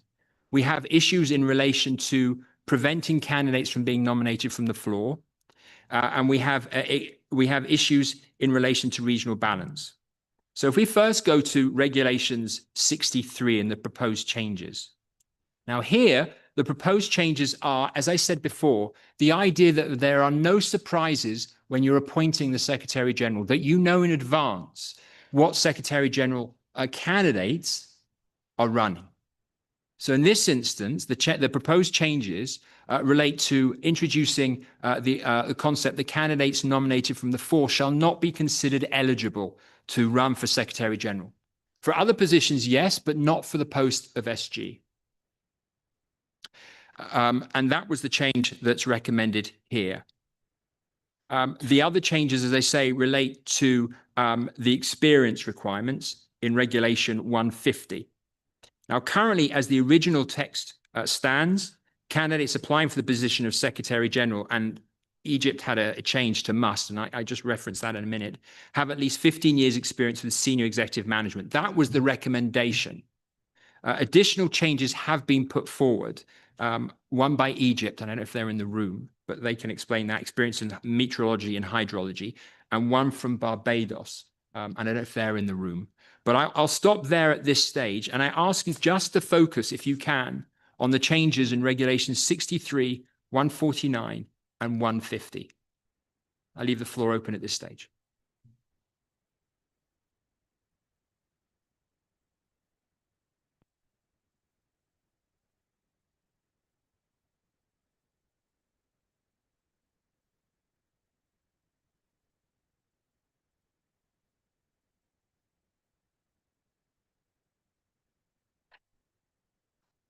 Yeah.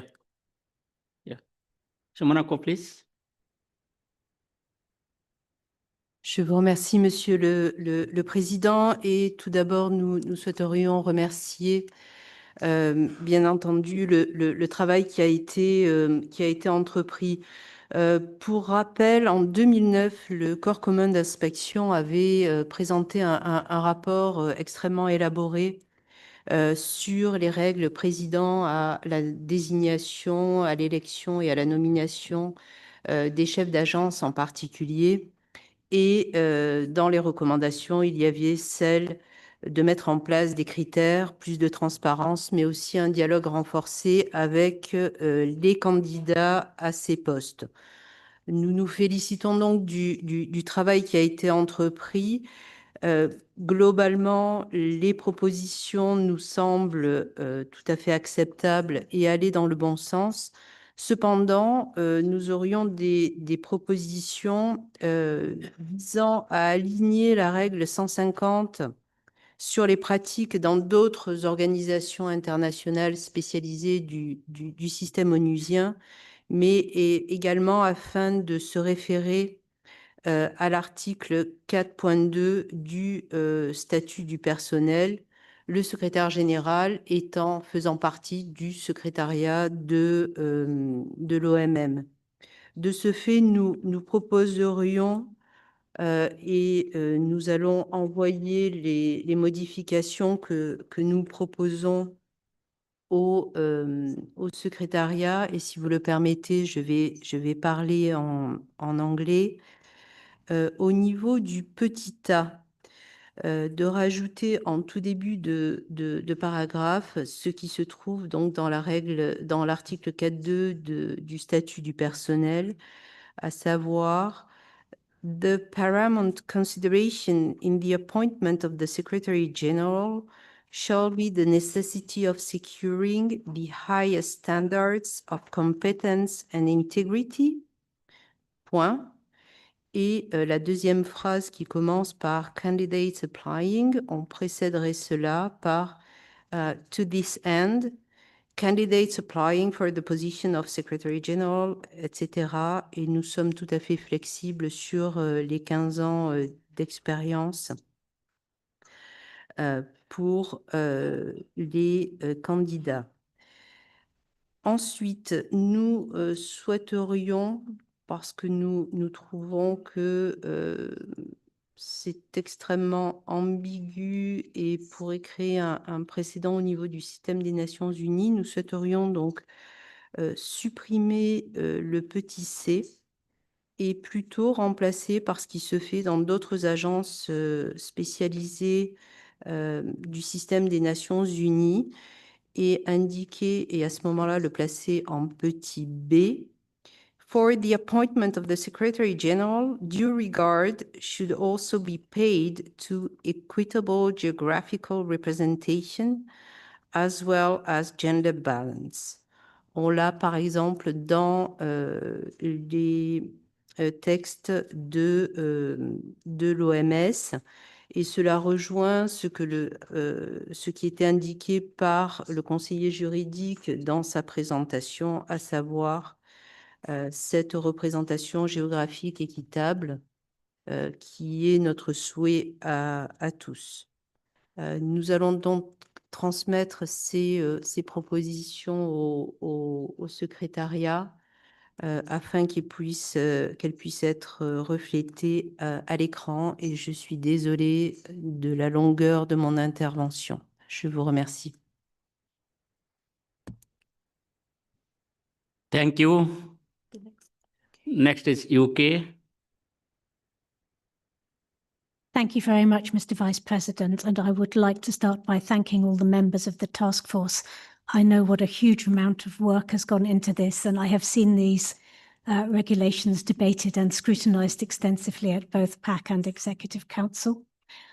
On that point, I would like to come back to the point which is in yellow on the screen at the moment about the 15 years experience. Again, we have debated this at length.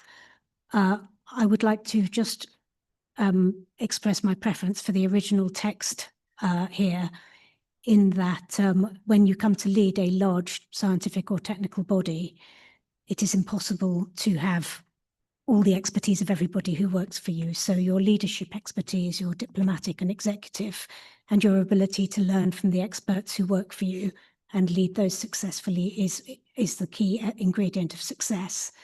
It's very well established that many effective leaders of large NMHSs come from related fields. I did myself. I came from outside of meteorology and hydrology. I would still only be halfway through being qualified for Secretary General now under the terms that are on the screen. So not that I have any intention of standing for Secretary General, I would just like to stress. So I really would encourage that we stick with the original terms about senior and executive management if we're going to have the 15-year criteria in there. Otherwise, we exclude many potential talented candidates, which would be a pity. Thank you very much. Romania, please. Thank you, Chair. I want to thank for all effort to elaborate this document, and I sustain the intervention from UK in order to add on the paragraph experience in meteorology or hydrology, including environmental sciences, because WMO is connected with Global Atmosphere Watch for monitoring air quality or World Climate Research Program, and environmental science cover all the aspects that are included in the WMO activity. Thank you so much.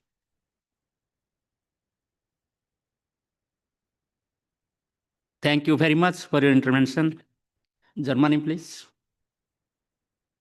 Thank you very much, Mr. Vice President. And I would like to add my thanks to those that have already been made, particularly to the Secretariat, who gave us an incredible support in all the work that went into this. So supporting the comment of my colleague from the UK, I would propose that we delete the experience in, delete the in meteorology or hydrology, so that we keep the field open and Congress decides when it is electing where it sets the preference for different experiences. Thank you. Thank you. Spain, please. Muchas gracias, vicepresidente. En también adherirnos al comentario planteado por el Reino Unido y apoyado por Alemania en el sentido de preferir la redacción inicial de este párrafo, y agradecer a la Secretaría el inmenso trabajo que ha hecho en la elaboración de todos los documentos relativos a este proceso. Muchas gracias. Thank you. Tanzania, please. Yeah, thank you very much, Chair. So I would like also to contribute to this very important regulation. You see, it's a World Meteorological Organization, and the Secretary General has got a huge responsibility, including, for example, delivering statements at the Conference of Parties, aspect of meteorological services, and the current situation and the ongoing challenges of climate change requires to have a Secretary General who is very much on top of the game when it comes to meteorological services. So I would support the current statement as it is, suggested by Egypt, and I would go along with maybe adding other atmospheric sciences as suggested by my colleague from Romania. But I think it's very, very important to have this competence, considering the challenges that we are having. Thank you. So thank you very much. May I request now USA, please?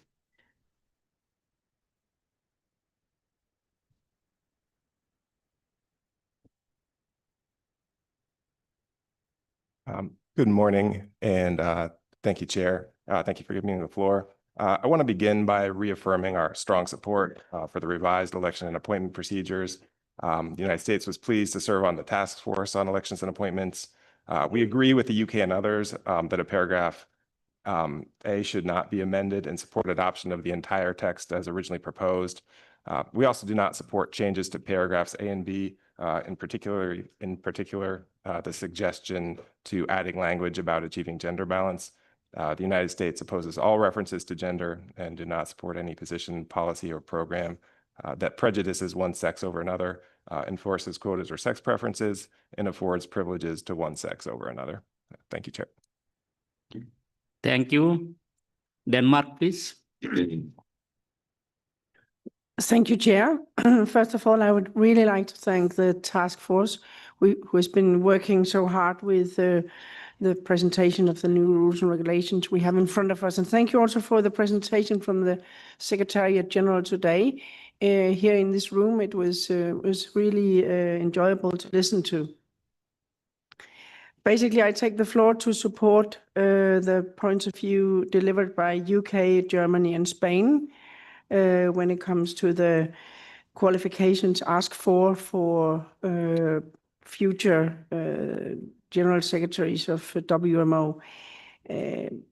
As soon as we start to sort of label or we start to list particular regulations or particular qualifications, it easily becomes a historic perspective, because when we are going to find the next Secretary General, we don't know exactly what we are looking for. On the contrary, I obviously agree with my colleague from Tanzania who explains that it's needed, or it is probably needed to have the capability to understand what Met services are doing and what we are responsible for. But you can do that from many different kinds of experience. So the shorter we can make the text, the better. And I think what was suggested in the first place is really relevant. So thank you very much. Thank you. May I request Uruguay, please? Sí, buenos días. Gracias, presidente. Bueno, agradezco y valoro mucho el trabajo realizado, que en vista de esto es bastante grande. Hay una consulta sobre los por lo menos 15 años de experiencia, en lo cual en muchos países de gestión, y estos muchos cargos son de confianza política, y hay regiones en los cuales tener sostenidamente 15 años de experiencia en alta dirección es bastante complejo, con lo cual dejaría regiones, digamos, prácticamente sin posibilidades de cumplir con esa regla. En cuanto a la experiencia o el conocimiento, estoy de acuerdo con Reino Unido y España, lo que han manifestado, pero quería hacer esa consulta. Gracias.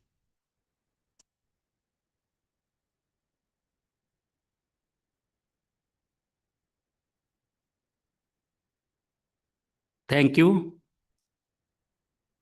Australia, please. Thank you, Mr. Vice President. Australia would just like to join other members that have already taken the floor this morning with regards to seeking to retain the original language that's been proposed by the task force. Australia was a member of the task force, and indeed we had very lengthy debate about this, but I feel we came to a good conclusion with the current regulation 150A with the text that the task force proposed, and we would support retaining it as proposed. Thank you. Thank you. Cameroon, please. Merci et bonjour à tout le monde. Le Cameroun s'aligne derrière le Royaume-Uni et l'Allemagne pour soutenir la proposition de modification. Aussi, nous sommes complètement d'accord avec l'intervention de la Tanzanie en ce qui concerne les spécificités nécessaires pour les qualifications dans le domaine de la météorologie, l'hydrologie, mais aussi des sciences atmosphériques. De ce fait, nous remercions bien sûr l'ensemble du groupe spécial qui a pris part aux travaux Et nous les remercions d'avoir fait cette proposition et nous espérons qu'ils nous permettront d'apporter les modifications que nous voulons faire pour essayer d'être un peu plus inclusifs en ce qui concerne tous les pays je vais dire, de l'Afrique et un certain nombre de pays en voie de développement. Comme la précédente intervention le faisait remarquer, il est très difficile dans notre région d'avoir une expérience de 15 ans à des postes assez élevés de l'exécutif ou encore de management. Je vous remercie. Thank you. May I now request Hong Kong, please? Hong Kong, China. Thank you, Chair.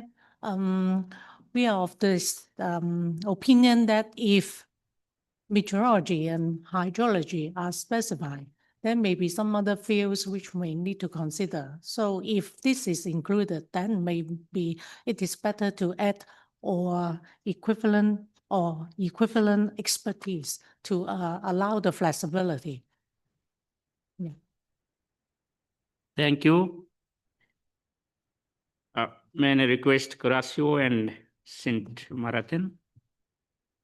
Thank you, Vice Chair. I also was part of the working group on this item.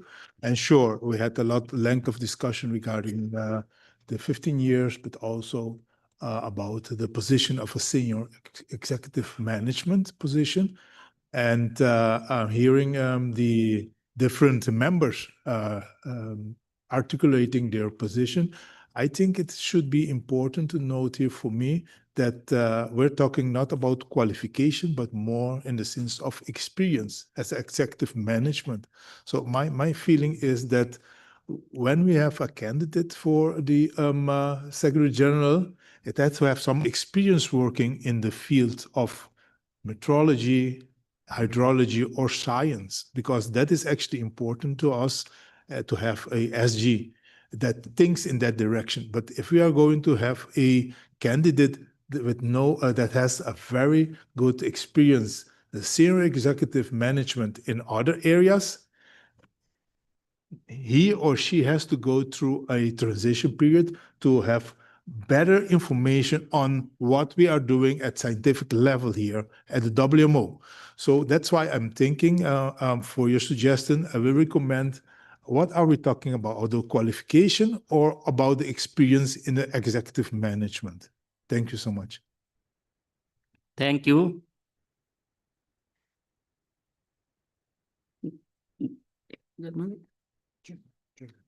Germany, please.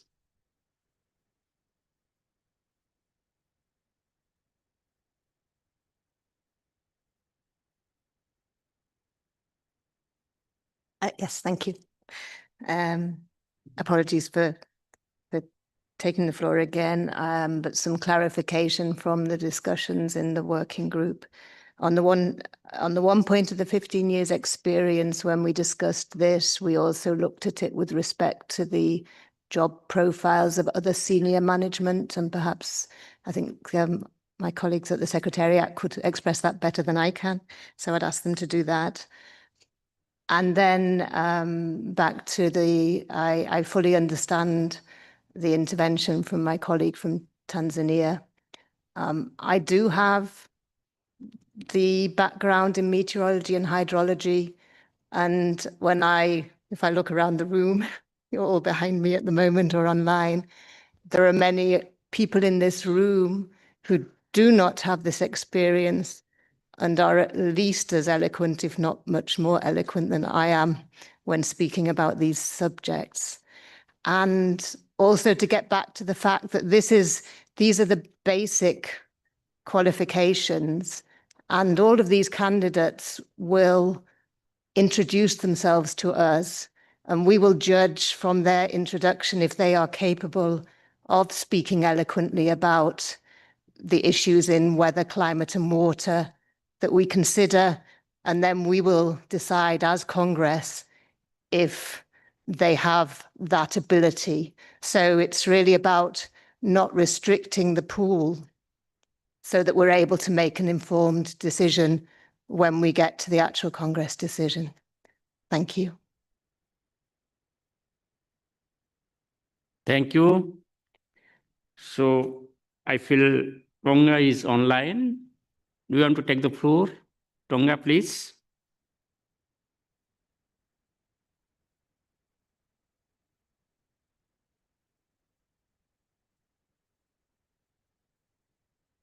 Dominican Republic is also online. May I request to take the floor, please? Dominican Republic. Thank you. Thank you very much, Mr. Chair. From Tonga, supporting the retaining the originality of Regulation 150, paragraph A. Leaving the years of experience are open. This will further open us with the chances to the near future, but also noting the importance of experience in the fields of meteorology, hydrology, and other atmospheric science. Perhaps that can be a special provision within to be provided per each candidate. But Tonga supports keeping the originality of the text. Thank you, Chair.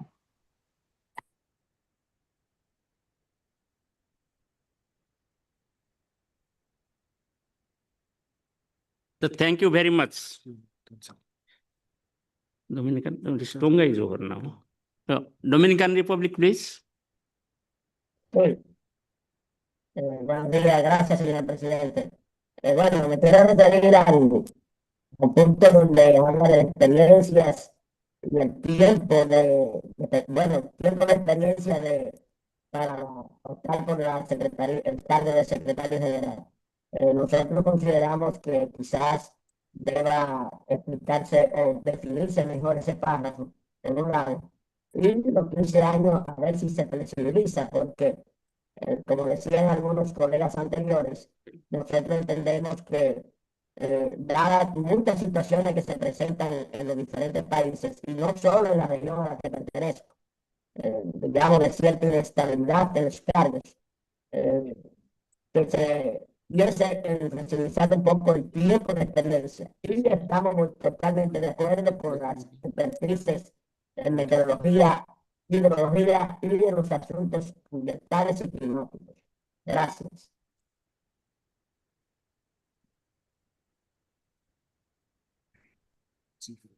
Thank you.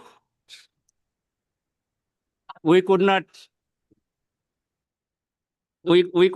understand because of the lack of interpretation. So I will request Secretariat to take care. And you can send your suggestions and recommendations in writing. Secretariat will take care. Thank you very much. So again, Tanzania wants to take the floor. Tanzania, please. Yeah, thank you very much, Chair, and sorry for coming in again. I would like to provide some suggestion. Of course, we understand members would like to be more inclusive for the decision that we are taking here. So probably the fix would be after hydrology, we include and other related sciences. But once again, I would like to reiterate that it is important that we have those competencies. I've just received a call from my country just a few minutes ago about the developing a tropical storm over the coast of Madagascar, and which is heading towards our side. So those are kind of issues that the Director Secretary General will or she is supposed to be dealing with. It's about saving life and properties from related meteorological phenomena or extreme events. So this underscores the importance of those competencies because, for example, I received this call, but based on my competence in that area, I know what to act quickly, how to act quickly. So the Secretary General will need even to be in a very top of the game in this. So please, I just propose we fix it by adding other related science is appropriate. Thank you. Thank you. Now we have Sweden, please. Yes. Is it on? Yeah. Hello? He's after Sweden. Sweden, please. Yes, please. Yes, thank you, Mr. President. I also want to thank the task force for great work. And I also want to express the support to the UK statement, sticking with the original text, not narrowing down the fields of experience, I think, for the exact same reasons that UK expressed. Thank you, Mr. President.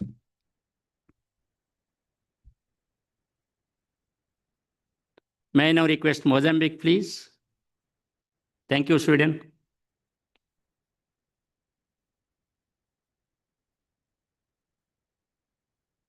Mozambique, please.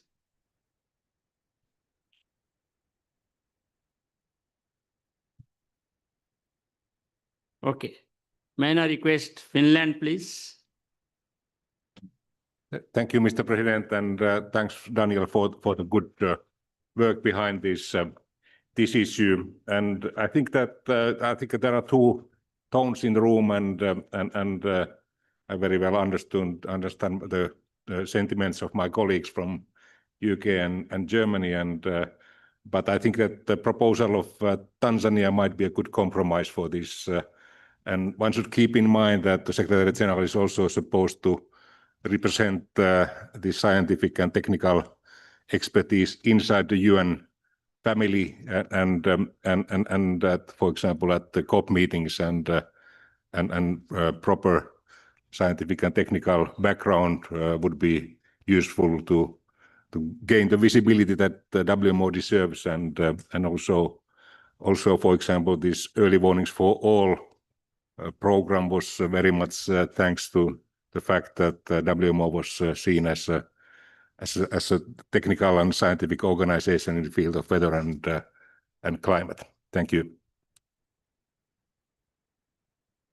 Thank you. Mozambique. Mozambique, please. Okay, thank you very much. Well, mine is to echo the issues of that Tanzania has raised, which we needed to maintain the issue of meteorology and hydrology, and be careful when we say other related science.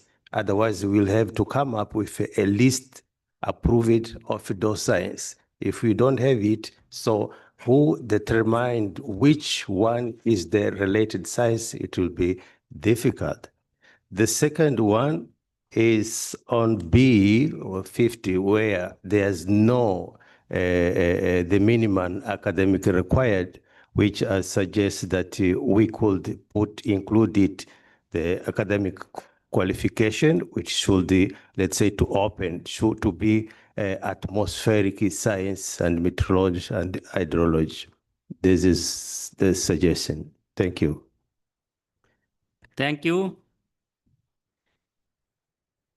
May I now request Romania, please?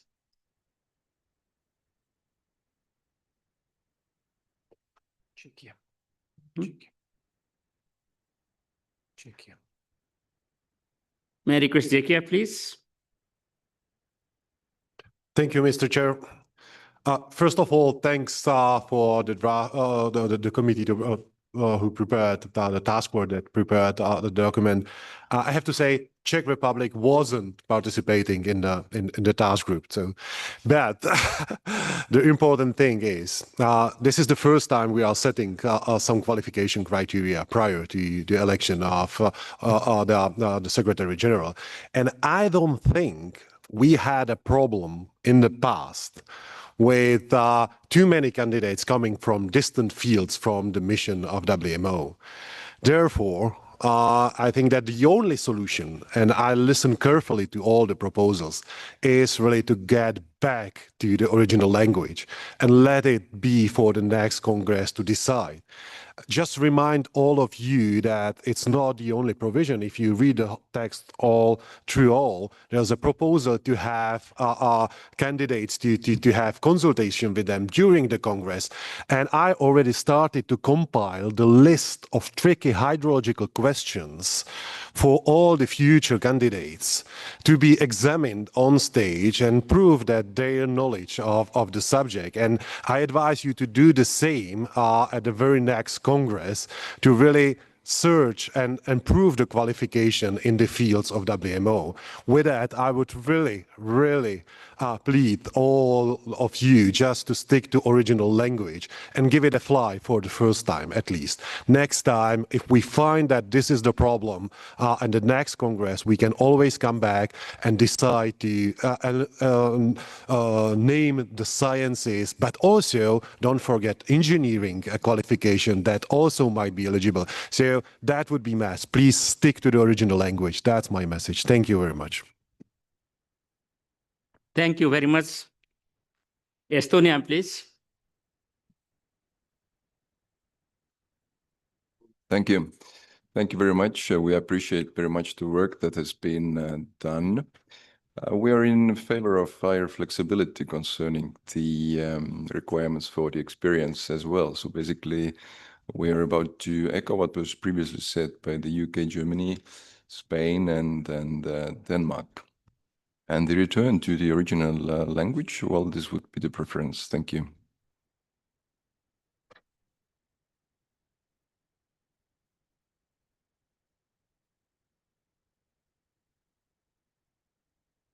Okay, so Mozambique again, you want to take the floor? No. New Zealand, please. Yes, thank you, Chair. So our preference is also to have the widest possible pool, and ultimately Congress will decide who is the best candidate. So we've got an even broader suggestion, which would be to delete all the text after Secretary General and replace it simply with text that says must be suitably qualified and experienced. So also removing the 15 years point, which, while we understand that, could also, restrict an amazing candidate in some way. So ultimately, our proposal would be the text would read, candidates applying for the position of Secretary General must be suitably qualified and experienced. Thank you, Chair. Thank you. I think now I can request Colombia, please. Gracias, señor presidente. Colombia también se quiere sumar a las iniciativas propuestas por anteriores países en el sentido de mantener el texto original en el entendido que 15 años de experiencia garantizan el seniority del candidato y que no exclusivamente tienen que ser encargos relacionados con meteorología o hidrología o a nivel de gobierno, pero sí con conocimientos en estas áreas y que sea el Congreso al final quien decida el mejor candidato para ser postulado como secretario. Gracias.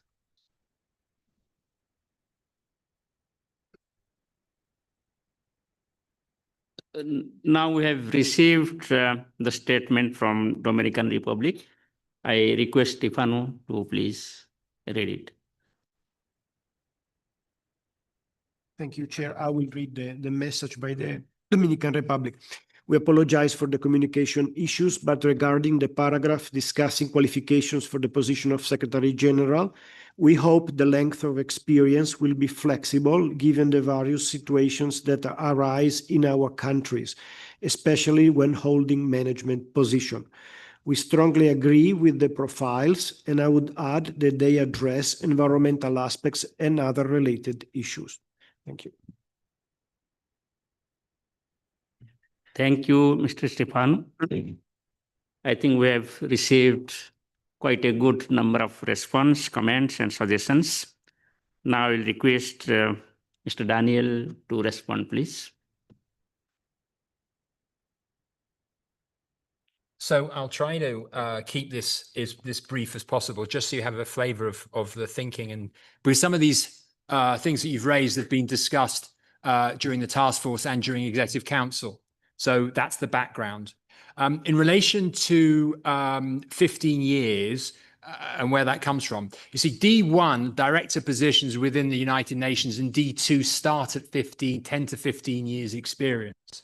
So the concept was, well, you've got to have at least the same amount of experience as those who are underneath you, who serve you. So that was the starting point. That was the rationale for it. So in a sense, the easiest thing would be we don't have any rules currently for this. So you would essentially leave the widest possible option has been recommended is just to leave it blank and just have not any qualification experiences. But if you do, the 15 years stems from this D1, D2 positions. The second issue is about the experience. Being a lawyer, I actually don't like my job, and I try to not to get involved as much as possible and leave it up to other people. Lawyers are the last refuge. But what I would say here is this: the more subjective principles you have in experience, the more there's going to be debate and dispute as to whether or not this person meets the criteria. Now, there is a committee that would review whether they have the requisite experience. And I do not want you to be in a position of a committee saying, we think this person doesn't have the experience, and somebody else saying, actually, we think they do. And the rules don't provide for that. And then the lawyers will get involved and life will be complicated, as you all know, by the laughter. So subjectively, my advice to you is to keep it to the bare minimum or nothing at all. And so in that respect, what I would say, and it goes back to the other case, you as members will decide the candidate anyway. And you will have an interactive dialogue where you will ask the difficult questions which already frighten me about science. And you will have those discussions and you can question them and you can quiz them about what their role is, what their ideas are, what they want to achieve for the organization, and what they understand about the weather. Me, very little. So in that regard, I think it would be something where I would advise you to keep it to the bare minimum, the absolute bare minimum, or nothing at all. It's worked in the past with nothing at all. This was just an attempt to have something which aligns. But if you feel you want nothing at all, that would also work. But anything more becomes subjective and it becomes a lot more complicated. Two other issues. The request for must, I would recommend you keep the word shall if you're going to keep the text. We don't have a must within our language. The final issue about gender, and I know there's a whole separate set of discussions. This is kind of an election appointments process. So it's about looking at the candidates and whether you feel that you want to recruit them and hire them as a position of Secretary General. So it is not a recruitment process like the ones you have for staff members. So I would keep that open as much as possible. So to say it's not really the same. You are looking at the candidate's qualifications and experience and their ability to communicate to you in this enhanced dialogue and the discussions you have privately about who you want to vote for. So going back to the original draft, there doesn't seem to be much discussion on this Regulation 63. The issue for you really is this issue of the subjectivity. Do you want to add more to the pile, or do you want to have nothing at all, or just the minimum of the 15 years? I think that's essentially where we are.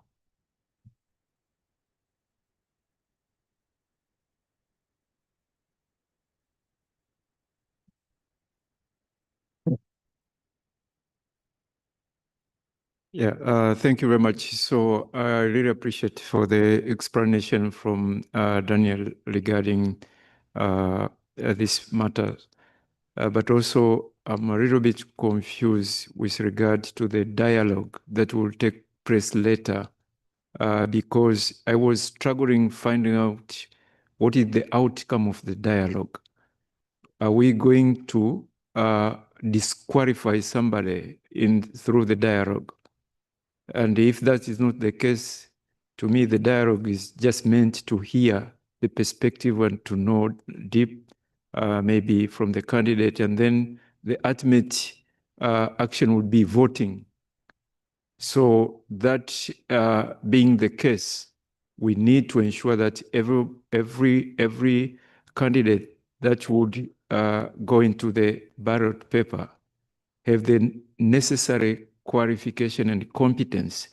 And we would like to insist that meteorology, hydrology, or related sciences is critical because we are dealing with life and death, saving life. And this is one of the major responsibilities of WMO Secretary General to ensure that people are protected from the challenges of extreme events. So I would like to submit this for us to reflect deep and move forward with this preposition. Thank you.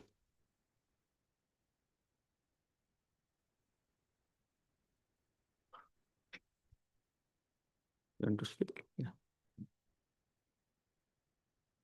I think you have to switch over. So we were going to talk about enhanced dialogue afterwards, but essentially it will be an opportunity for you to conclude whether this person has the requisite skills for that position.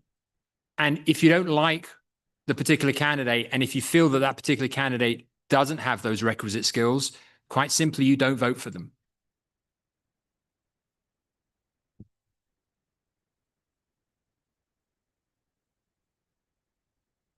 Yeah, may I now request Austria, please? Thank you, Mr. President. Just a short comment. The Secretary General of WMO does not issue the warnings. So we would really prefer that that is as open as possible. Thank you very much.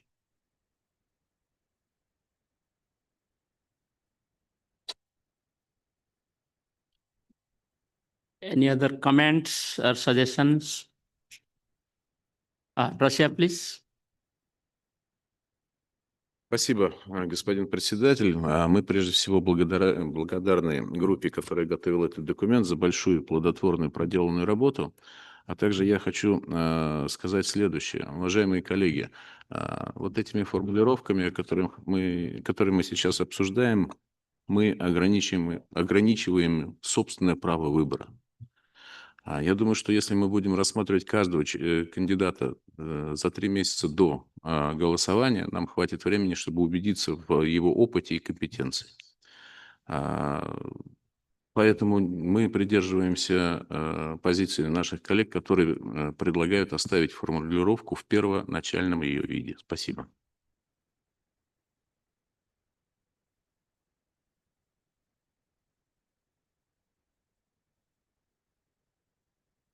Thank you. May I now request Senegal, please? Merci, Monsieur le Président. Le Sénégal souhaitait d'abord remercier l'équipe spéciale qui a produit ce document. Donc, je voudrais intervenir par rapport au libellé 15 ans d'expérience. Ici, je pense que si je vois bien ce qui est écrit dans le texte, c'est 15 ans d'expérience. On parle de senior or executive management. Bon, c'est le terme en anglais. Alors que pour les postes de D1, on parle plutôt de minimum de 15 ans d'expérience avec des responsabilités progressives. Donc, pour moi, c'est un peu différent. Donc, si j'écoute ce qui nous a été dit tout à l'heure, que c'était pour aligner au moins l'expérience du secrétaire général à l'expérience des postes de D1, je pense qu'on peut prendre exactement ce qui est écrit pour D1. Ensuite, le Sénégal également considère que l'OMM est une agence spécialisée des Nations Unies pour les questions relatives au temps, au climat et à l'eau, et que nous soutenons la proposition faite par la Tanzanie plus tôt. Merci. Thank you.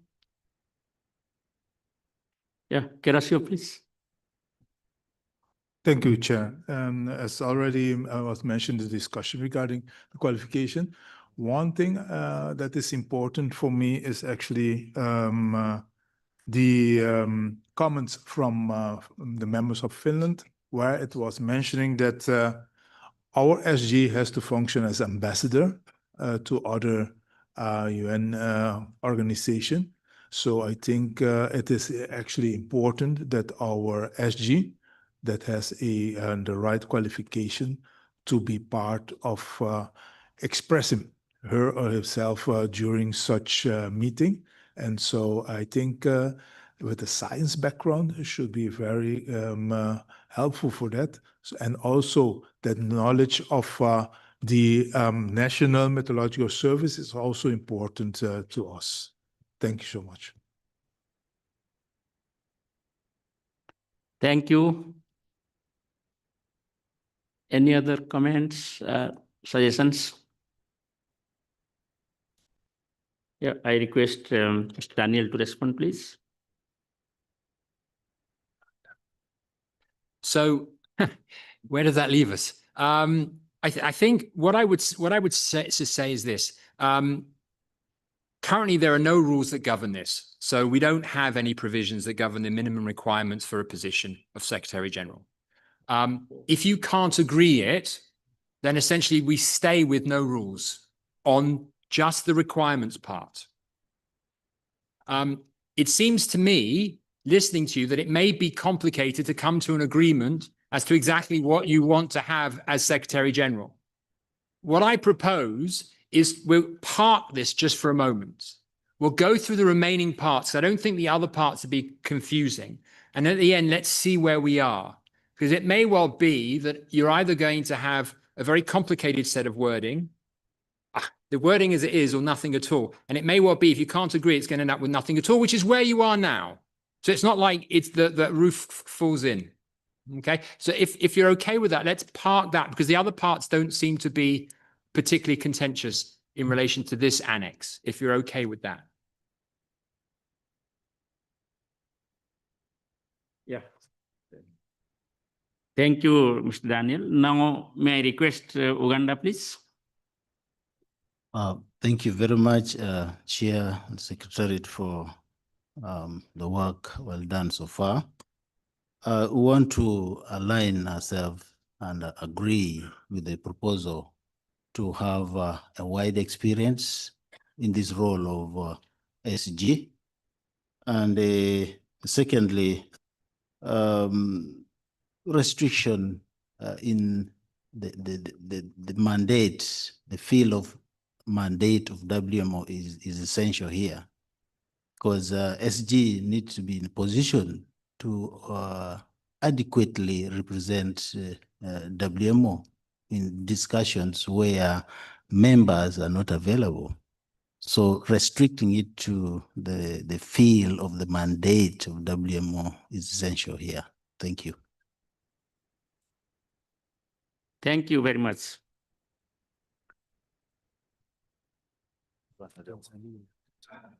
Yeah. Again, may I request Tanzania, please? Yeah, thank you very much. Sorry for coming in again. I would like to just align with the suggestion made by Daniel that we park this and move forward, because I will just give you some few examples. In the COP meeting, the SG would be required, and his team, to deliver the statement on the state of global climate. And there will be some question there. In the research dialogue, for example, in the COP meeting, all this need the competence to provide best available answers and finding from these matters. So if you just omit that, I think it will be very big challenges for us to be very well represented in the UN environment. Thank you very much. Yeah.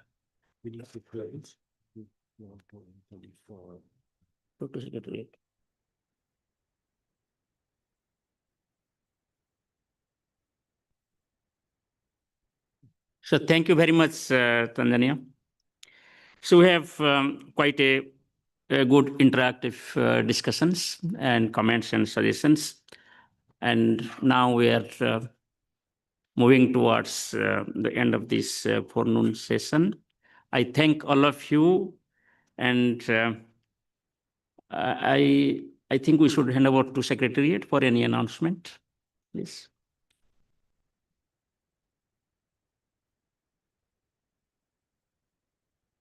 Thank you very much. The one announcement, well, a couple of announcements. First, just to remind those invitees of the meeting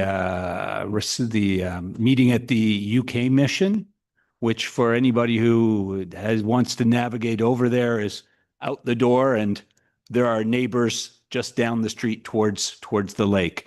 But a reminder, that is by invitation only. Again, just to remind folks that we have the UN Secretary General here this afternoon. We ask you very kindly to be in position by 13:45 in your seats, remembering to have the badge for the event, please. And that will be very strictly controlled due to security. It's the badge that was handed out. It says on it, Interactive Dialogue, UNSG, and WMO. If you have any concerns, please talk to somebody in the conference team. All right, that's it. Thanks very much. Yeah. Yes. Mr. Stefano, please.